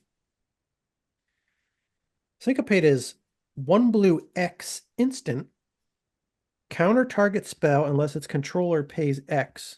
So very much like a power sync, which you and I Yeah. were both saying, I don't know how many episodes ago. Oh, we've probably I been always playing thought it was power sync. underrated. Yeah. If that spell is countered this way, exile it instead of putting it into its owner's graveyard. That's not So bad. here you're, especially in this meta, we're seeing when Odyssey block is around, there's a lot of these flashback cards. You're countering their flashback card and then exiling it. So they don't get any plays out of it. Yeah. Very good. But Yeah, it's and I just in could see general. this really messing up other people's combos in certain decks. We see so many. I don't know what I want to say. Decks sort of like this where they're pulling stuff back out of their graveyard or using it again or trying to tutor to their graveyard for something. Um, and that wouldn't help with that, obviously, but I just like being able to take out one of their combo pieces Yeah. when you counter it. Yeah. We don't have to deal with this anymore in pre-modern since Lantax was banned, but the whole Lantax scroll rack cards, also Yeah, playing Gaia's Blessing. We always talked about how, Gaia's Blessing in those cards or in those decks, you would let you shuffle the cards back into your deck and you'd see them pretty consistently because you had the Lantax scroll rack engine allowing you to draw so many cards. So yeah, you could run 4 swords, but play them over and over and over again. right. Uh, Syncopate, you could use something like Syncopate to counter the swords, and then it's gone. You can't get it back, and then draw through your whole deck to play it multiple times. I don't know. It just doesn't seem like a bad card to me. No, I don't hate this. Power Sync is probably underrated.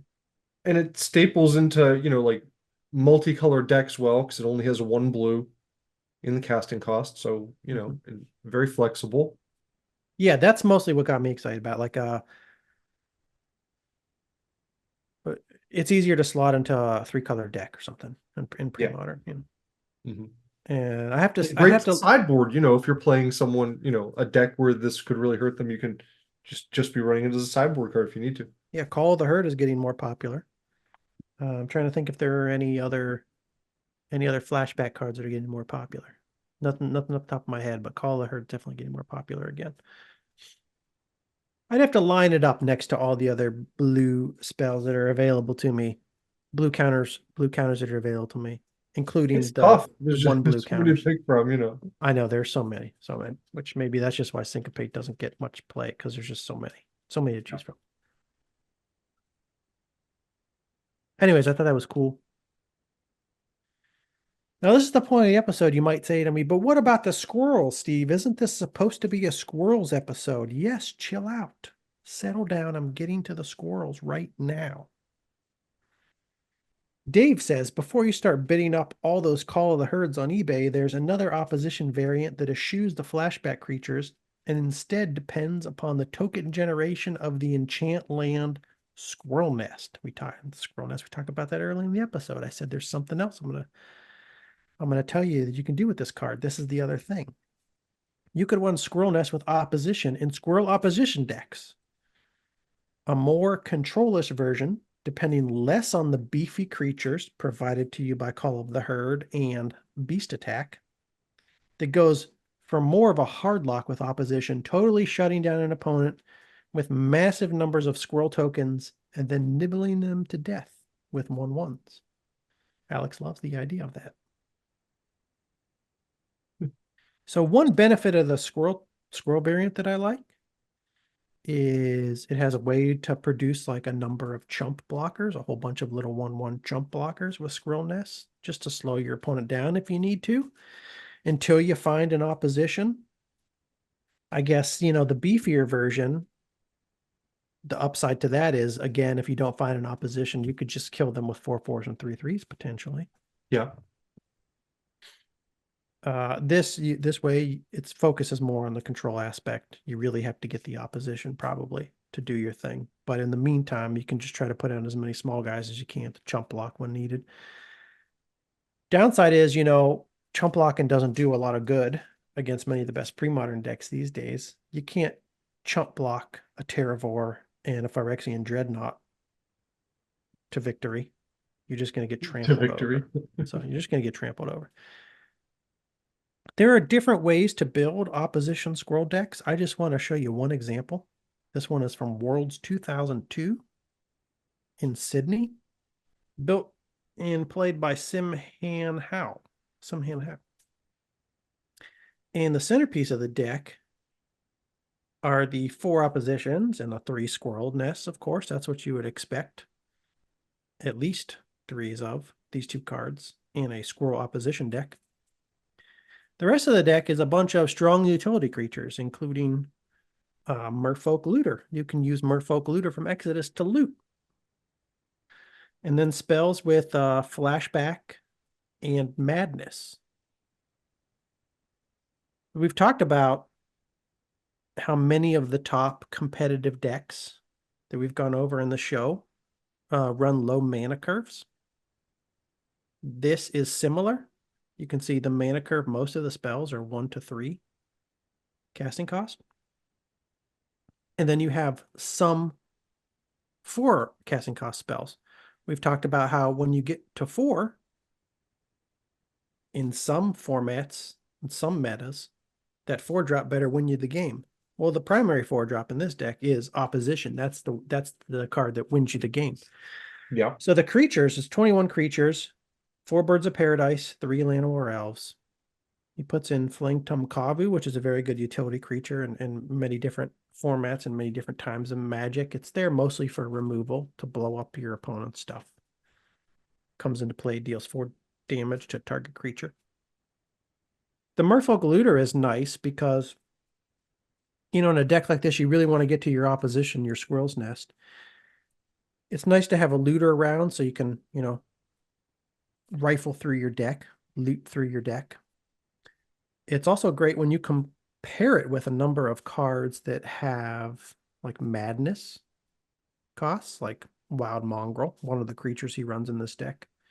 Discard a card from your hand. Wild Mongrel gets +1/+1 and becomes the color of your choice until end of turn. I don't know why I said this card has madness. It doesn't. I'm confusing it with some other card. But it benefits from discarding cards from your hand.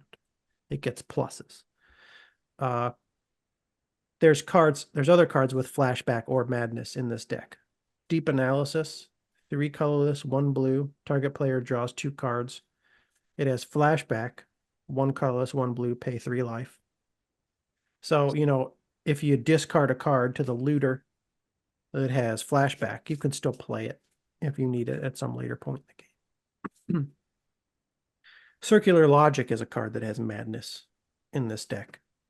2 colorless, 1 blue, counter target spell unless its controller pays.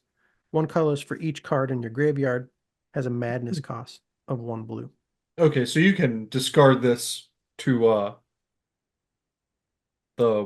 Mongoose? Well, you could discard it. Yeah, you could discard it to the Wild Mongrel. Yeah. You could use the Mongrel to discard that and pay it for 1 blue, cast it for 1 blue at any point. So that's nice. So I like that. Yeah, Circular Logic, it's usually like a higher casting cost counterspell, but if you run it in decks with cards like the Merfolk Looter, which you can tap to draw a card and discard a card, you could always discard the card and play Circular Logic for its madness cost at the same time. Or you could pitch it to Mongrel, discard a card from your hand. In this case, Circular Logic, play it for its madness cost, and then give the Mongrel +1/+1. Not bad. The other 4 casting cost card in this deck isn't something that's necessarily going to win you the game, like Opposition. It's Phantom Centaur. 2 colorless, 2 green, 2/0. This is one of those spirit creatures that comes into play with the tokens. We talked about one in the bird episode. This one has protection from black. Phantom Centaur comes into play with 3+1/+1 counters on it. If damage would be dealt to Phantom Centaur, prevent that damage. Remove a +1/+1 counter from Phantom Centaur. So I think when I see this card, I keep forgetting that it's 2/0. I keep like looking at it and thinking it's 0/0. Yeah. Get the 3+1/+1 counters on it, and then I'm a little bit underwhelmed. But it's going to start off as a 5/3. Yeah. So probably better than I've been giving it credit for, because I keep forgetting about the 2 power. Yeah, it's not bad at all. It's a potential, a potential win con.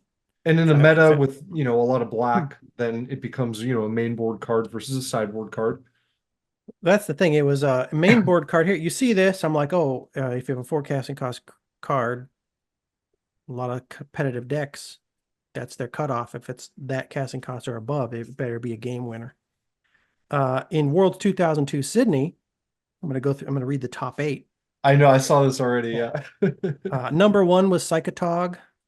In second place, you had Burning Tog.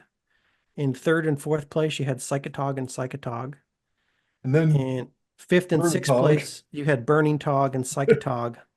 And then in seventh and eighth place, you had a Squirrel Opposition and Squirrel Opposition. So yeah, so the protection from black here would be really huge. Cool. Yeah, huge. Huge in a meta where everybody's playing, in a tournament where everybody's playing Psychotog decks. So that was good. So, this is an example of a Squirrel Opposition deck. You have your Squirrel Nest, you have your Opposition, you have a bunch of utility creatures, you have a little bit of counter, a little bit of card draw, fire and ice. This is a lot of, I'm looking here, I'm seeing a lot of pre-modern good stuff in red, blue, green, pre-modern good stuff. Fire and ice is really good. I remember when I first built like the red, white, blue angel deck, I put fire and ice in there. I'm like, that seems like a decent card. I'll run it. It comes in handy a lot more than I expected it to. Yes, I like it too. Playing with a little bit, yeah, I think it proves its worth. I always hated these cards, just like aesthetically. Like when they came out and I first saw them, I was like, yuck, this is not what Magic cards look like. I thought it was like gimmicky. But it's very good. Yeah, I've warmed up to them. I didn't like them at all. The first time I saw them was 2021.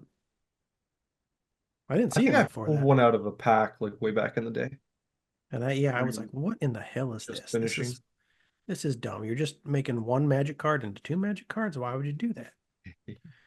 So, like, it's good, and Flame Tongue Kavu is obviously good. We've seen it around plenty. But I feel like you could also just get rid of the red out of this deck. Do you think I'm crazy?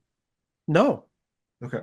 No, there are definitely blue-green variants. The variant that wasn't the squirrel variant that we went through in this article, it was just straight up blue-green.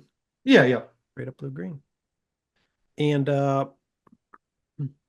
if you took the squirrel, if you went the blue-green route with Squirrel Opposition, you'd just be sacrificing, I'd probably just sacrifice some removal potential to go more into the token generation. Yep. To go more the token generation route. And I don't necessarily know that would be weaker. This is the Squirrel Opposition deck that came in 7th place. I'm looking at the one that came in 8th place in Worlds in 2002. That is also, it's also red, blue, green. Okay. It's very similar. 3 Flame Tongue Kavus. I guess maybe when your opponents are running Psychotog, maybe that's why you make sure you have a little bit of red burn in there in the form of creatures for the Flame Tongue Kavu or fire. Fire deals 2 damage. And Psychotog is 2 power, I think. I think that's what Togs are in general. Yeah, it's 2 toughness. It's 1 power, 2 toughness. Of course, you can make it bigger, discarding cards and such. But yeah, removal is always good. I guess, in blue-green, if you're not countering a ton of stuff, you probably want some removal around. So it's, What if you just went the bounce route, though, instead of the removal route? Like, it would be pretty good to bounce a Psychotog, too. Because you buff your Psychotog by discarding cards or removing cards from your graveyard. Yeah, right? let them That's how pump you, it and then bounce it. That's and a then good you idea. bounce it. Mhm. Once you've paid those costs, if they just Hey, bounce your tog back to your hand, you don't get to take those back. You still have to pay the cost. What did Frank say? Pay something about paying the troll toll. Once you pay the troll toll, something, something, something. You know what I'm saying? I don't remember. You know what I'm talking about, right? I do. Okay. But that's a Squirrel Opposition deck from 2002, Sydney. I got to try to build I one like it. now with the current pre-modern card pool. I would not put Phantom Centaur in it, but that was a pure metal call. You know, be nice to build a red, blue green one and a blue red green one. Mhm. Not And sure how I'd build it. the opposition would work great with white too, making like a white weenie deck. Yeah, Outposts, not soldiers, whatever. not bad at all. And then you have the benefit of being able to like enlighten tutor for it, Hmm. increase your odds of getting it. And you have STPs for your removal, you know, maybe don't need to go 3 color instead of 2. Is there any? Yeah, and so in white, your token generator would be Kyodor and Outpost. Or some of those other cards. We saw a few cards that like, you can create a few white tokens with 1 sorcery or uh maybe just hard cast some small casting cost creatures. Yeah, I'm just trying to think. I would have to go through I would have to do some searching, try to find out what I would want to play exactly in that position. Kyodor and Outpost is just the first thing that pops into my. Yeah, yeah. You can Which do not, artifacts that generate tokens too. yeah. Outpost not quite as good as Squirrel Nest because you got to put mana into it every turn. Yeah. Oh, yeah, I'll have to think about it. There's some potential there. Squirrel Nest is good. I like it. Anyways, those are the pre-modern squirrels. That's opposition. Here's a Squirrel Opposition deck. Now we're going to move on to segment 3 of the podcast. Uh, segment 3 of the podcast is the Old Mage MTG Commander Corner. And we are going to continue in the Commander Corner to build our 2024 Commander decks. I'm going to do something today. I'm going to add some new cards, and I'm like, oh, am I just diluting? Am I diluting my strategy too much? Because now I feel like I'm going in a different direction. But the direction I'm going in, while different, it's also still an enchantment direction. So it also still works with all the enchantress stuff that's going on in this deck. My commander is a Tog. The deck is named a deck. Old frame only. I'm running what I think are the best Togs, plus a few non-Tog creatures, especially non-Tog creatures that allow me to draw cards when I play enchantments or when I lose enchantments. So Argothian Enchantress allows me to draw a card every time I cast an enchantment spell. Premodern Enchantress allows me to draw a card anytime an enchantment goes into my graveyard. Some of the Togs that I'm running eat enchantments, so I can play them, draw a card from the Argothian, feed them to one of the Togs, get to draw another card when I play the Ephemeral Enchantress. With Hannah Ship's Navigator, I can bring some of those enchantments back to my hand if need be. Do the thing again. It's a 5-color deck, so it's a lot of just like 5-color good stuff that I'm playing. Got my Demonic Tutor, got my Wheel. Berserk, some counter spells, some direct damage, some removal. Don't have many artifacts in here yet. Gonna add a few more. I'm trying to mostly build up the enchantment card pool. Enchantress's Presence is an enchantment, but another card that also allows me to draw a card whenever I play enchantments. Right now, I just have some of the good enchantments from all the different colors. I'm going with a Rancor. I'm going with Fertile Ground because this will help me with mana fixing in a 5-color deck. Copy Artifact, just because I think in a 4-person game, there's going to be a lot of good artifacts to copy and animate dead. Because again, in a 4-person game, I think there's going to be a lot of good creatures to take from people's graveyard. Sterling Grove to protect my enchantments and also to help me tutor for particular enchantment when I need it. Last week I added Unnatural Selection, which I really like. Pay 1 colorless, choose a creature type other than wall. Target creature's type becomes that type until end of turn. So I can use this to, turn any of my non-tog creatures into togs and then feed them to a tog if needed to give it pluses. I'm going to put in another creature today that is a non-tog. But this is something that this isn't going to work very often, but if I ever get it to work, I'll be very happy. It's a creature I can use to steal other people's creatures, some of them, and then potentially change them to togs and then feed them to the Atog. I'm adding a preacher, Alex. I'm going to add a preacher. Oh, I knew you like your preacher. I bought one preacher. I have one preacher. I'm now going to play it in a deck that I get to play it in, an old frame commander deck with white in it. Since this is a 5-color deck, I'm trying to go with spells that usually only have one of a particular colored mana in it, but I'm breaking the rule for Preacher because I want to play the Preacher. He's a 1/1. You tap him to gain control of one opponent's creatures. Opponent chooses which creature you control. If Preacher becomes untapped, you lose control of this creature. You may choose not to untap Preacher as normal during your untap phase. You also lose control of the creature if Preacher leaves play or at end of game. So I can steal things with Preacher. They can give me something they don't care about, but I don't care. I can change it to a Tog with unnatural selection to feed it to my Tog skill, steal something different next turn. That's probably never going to work. Nobody's going to allow me to do that. But if it does work at some point, I'll be very happy. So that's why he's going in. I wasn't going to add him today, but I just started thinking about it when I was reading Unnatural Selection, and I knew I wanted him in there eventually, so I'm like, I'm just going to add him right now. I have a few other cards I'm going to add today. They're all enchantments. I'm trying to think, what are the good enchantments that I want to add to this deck? Well, I do have some copies of Land Tax. I'm going to add one Land Tax to this deck. This is a good enchantment. And I'm primarily adding this card, again, because this is a 5-color deck. I find myself, I'm goldfishing this deck. I have a completed version already, and I goldfish it, just try to figure out how it's going to work. I find myself getting mana screwed a lot the way I currently have it set up. I'm trying to think of ways to not get mana screwed. And I say mana screwed, not that I don't have enough lands. I don't often have the right lands, that I want to play the colored spells that are in my hand at the time. This is an issue with 5-colored decks. Well, land tax is a way to fix that.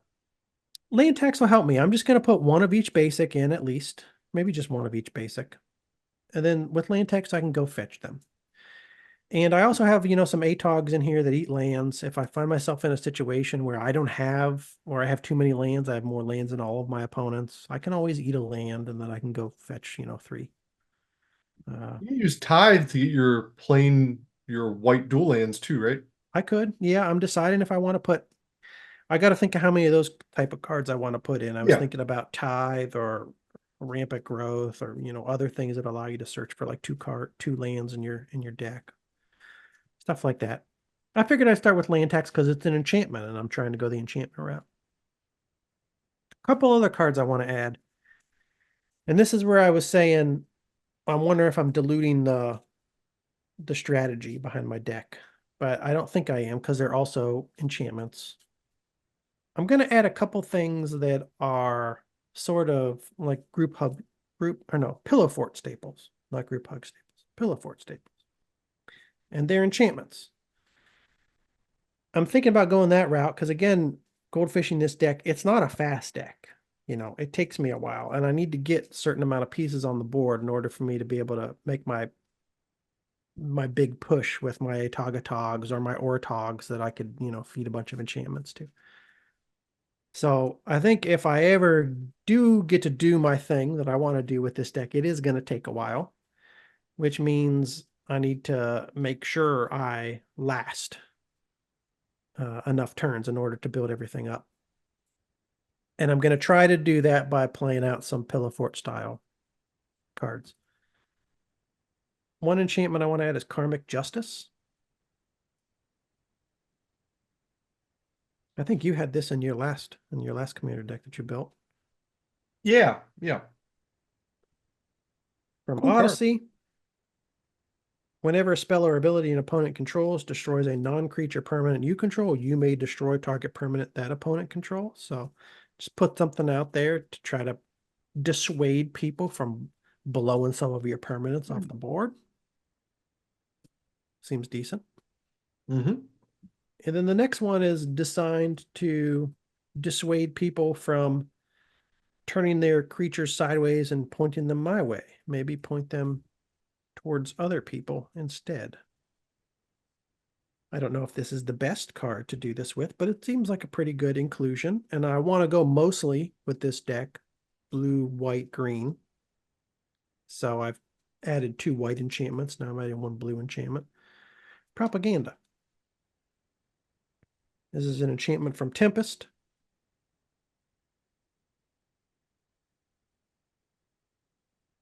And it's 2 colors, 1 blue.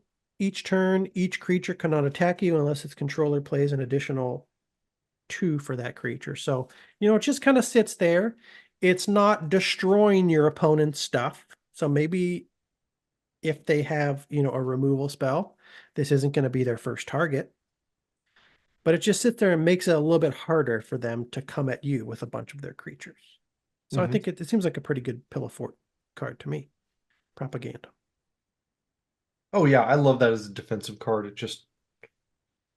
It seems very efficient to me for 3 mana like that, 1 blue, 2 colorless, and it just keeps working for you every turn. Effective, and I like that it's probably not going to be the biggest target on the board at any point. Because like I said, it's not actively hurting your opponent, True. It's just That's true, yeah. as long as you don't attack me, everything's, attack the other guy. You have to pay 2 extra mana if you attack that other guy. Mm-hmm. I don't know how well it works in Commander games, but it seems like pretty good include. And that's it. Those are my includes for today. Preacher. So I can do this very convoluted thing where in my imagination I get to steal your creature and then change it to an ATOG with unnatural selection and then feed it to a target and then steal it and do the same thing. And then you just let me do that over and over again. You don't kill my 1/1. You don't disenchant unnatural selection. You just let me keep doing it. I mean, Preacher's cool though. Preacher's fun. I know. I just want to play Preacher. Yeah. Preacher, land tax, karmic justice, propaganda. Okay. On to Alex's deck, Seaton's Power. With Seaton, Crows, and Protector at the helm. All right. Today, Steve, it's Druid time. This is a Druid deck. My Druids give me mana. They do. I've added many Druids so far. I will add more Druids today. I feel like there's a few more that are still on my list that I have to put in. So I'm going to throw in a couple little Druids today. I didn't know about this one until a few weeks ago. Satan's Scout. Seaton Scout. He's the scout of my commander. I don't know about this guy either. This seems like a natural include for a deck helmed by Seaton, Crows, and Protector. Why not? I mean, I'd get mad if you didn't put him in. If I learned about this guy and I was like, he's not in your Seaton deck. Yeah. Yeah. 1 green, 1 colorless, Centaur Druid 2/1.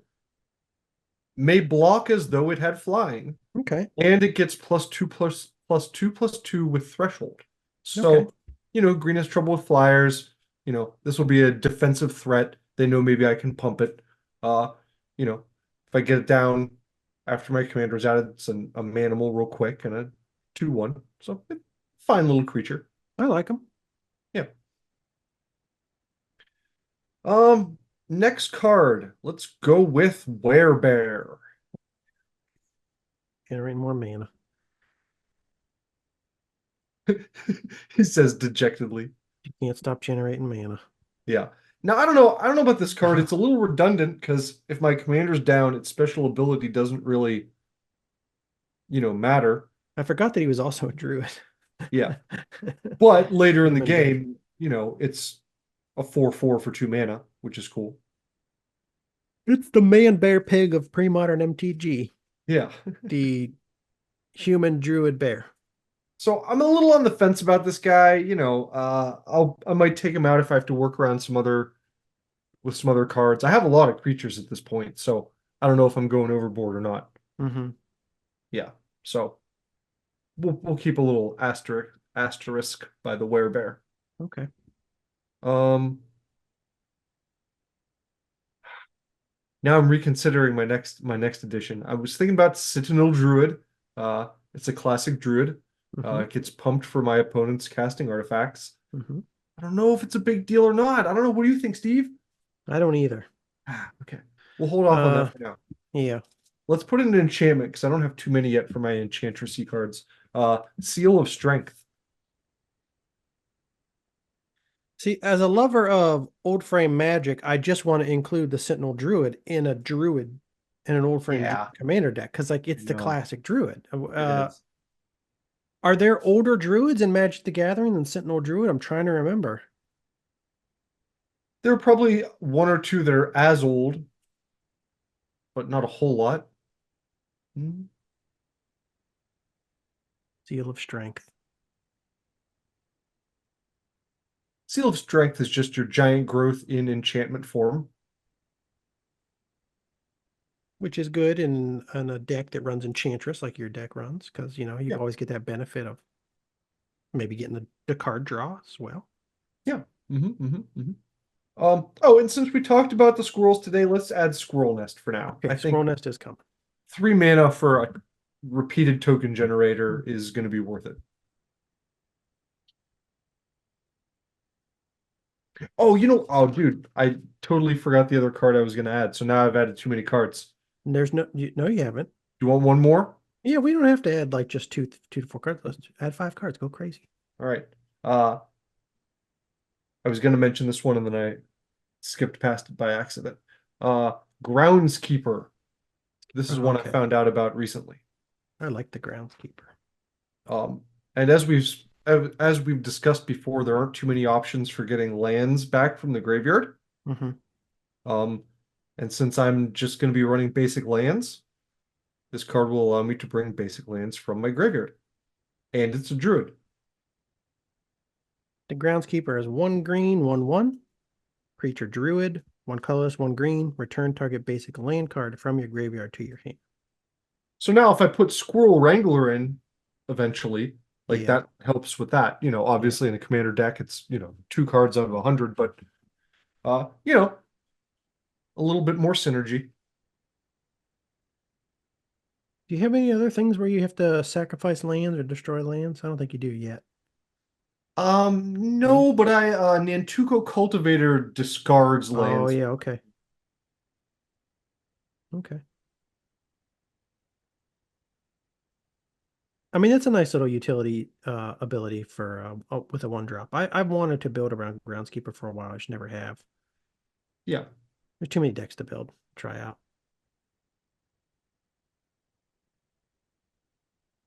And we've talked about how we both want to play Crucible Worlds all the time. We never can because it's not old Nuts. frame. Now the Groundskeeper isn't as good because it's just a little 1/1. Much easier to kill, but still, Yeah, similar this ability. isn't a threat when I put it down or anything, though. No one's going to be like, oh, well, you know. Yeah, no, that's actually, I was thinking that too. I was like, oh, the Groundskeeper, it's so fragile, but yeah, it's not going to be a big target in this deck. Not Yeah. going to be a big target. So I think this is going okay. I do now have more cards than I can fit in the deck, so I'll have to No, trim it and scoot things around a little bit, but it's overall coming it's coming along. along. I think Coming it should along, be yeah, a fun deck. coming along. What are we at now, card wise? 84 or something, probably. Okay, so you still have quite a bit to add. I think we were in the high 70s last time, or How far do I have to scroll? I can never find this. I can never find the card number. I always go past it. I think you have to go all the way down, like I till it just did. bottoms out, and then like the bar appears. Oh my lord. Went Keep down. going, Steve. Keep Here's the going. here's the example hand. Deeper. Deeper. 78. 78. Okay. Okay. Not too bad. 22. Okay, that's a deck 24. That's Seaton's Power. A deck 2024. Seaton's Power 2024. Our 2024 old frame commander decks. We've talked to you about squirrels in pre-modern. We've talked to you about opposition. We've talked to you about our 2024 commander deck builds. And then we got nothing else to talk about this week. Next week's going to be either more Dead Guy Ale or Mirage. Depends on what I feel like doing. I'm not sure. It's the mystery booster box of upcoming episodes. Yeah, I got a whole list of like things I want to talk about for the next quarter and then like the quarter after that too, but I'm just not sure how I want to arrange it. It's, whatever gets me excited when I start to write the show notes. That's how I'm doing. That's how I'm going to be doing it for the next probably month or two. We'll see until I get better organized. But I want to say to all you people who subscribed so far, thank you for bringing us to 300 subscribers. Alex and I never thought we'd get beyond 25, maybe. That's where I thought we'd max out. We're growing slowly, but we're growing. We're getting bigger every week. That's good. I actually don't want to grow very fast because I don't know what the hell I'm doing, man. We're still trying to learn how to make shows, how to be broadcasters, how to do things on the internet. True. Still screwing stuff all up all the time. Oh, I should also mention at this point, last week I was like, go to Spotify also for a video. I've been uploading the video to Spotify. Of course, the week after I stressed that, I can't get the newest video version of the last episode onto Spotify. I don't know why. It uploads fine, and then when I hit the publish button, I get an error. And then when I contact Spotify support, they just make me sit in front of my computer and type to them for hours and never give me any sort of resolution. They're like, have you tried uploading it on another computer? Have you tried uploading it in a different browser? Have you tried uploading it in incognito mode?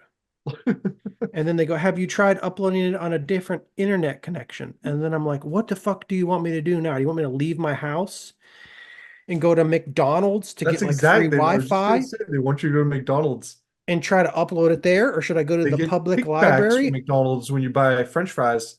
I wanted to be like, can you explain to me why it's not working now, even though I'm uploading it from the same internet connection I've uploaded every other episode from? And also not just right now. Like I've been trying to do this for almost a week now. So maybe one day my internet connection wasn't very good or something.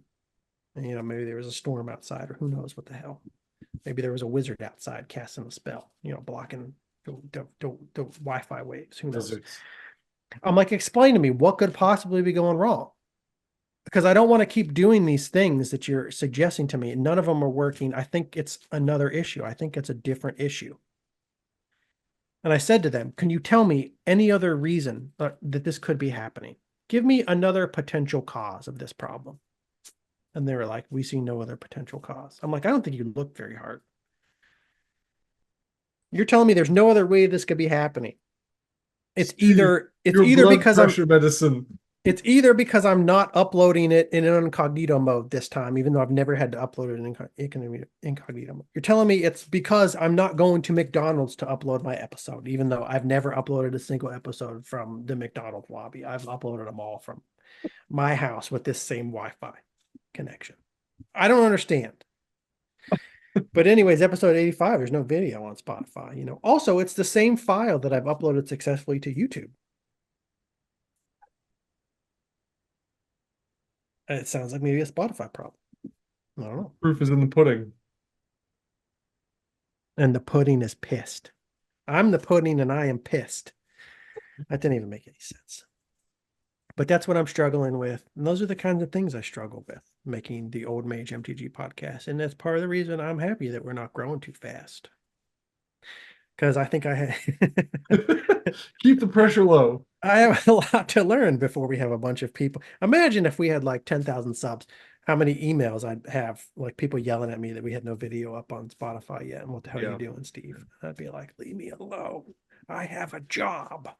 I'm doing this for fun and you're making it not fun. But also thank you for clicking the affiliate link, our TCG player affiliate link. Yes, thanks, shoppers. We made $6 last week. I will say though, Alex, we've now reached the payout point. You have to get above $10 for them to pay you out. We've broken the $10 barrier twice now. But when they pay us out, so far the money just goes to another part of my affiliate link account. And it has not yet transferred to my bank account. We're not like 3 months in. So now I have to call those people too. And I have to be like, can you explain to me what's going on? My bank account is connected. But thank you still for clicking that link and getting that like $30, like $10 a month for the past three months into another part of my affiliate link account. Maybe at some point it'll make it to the bank account. Maybe, who knows? It would be a bummer if the money just goes to the company who runs the affiliate.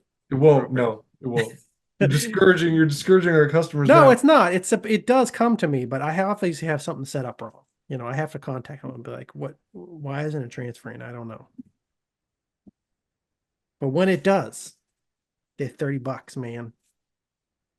I'm gonna pay. That's gonna be exciting because it pays for most of the editing software package. That's great. So thank you for clicking the link. Thank you for subscribing.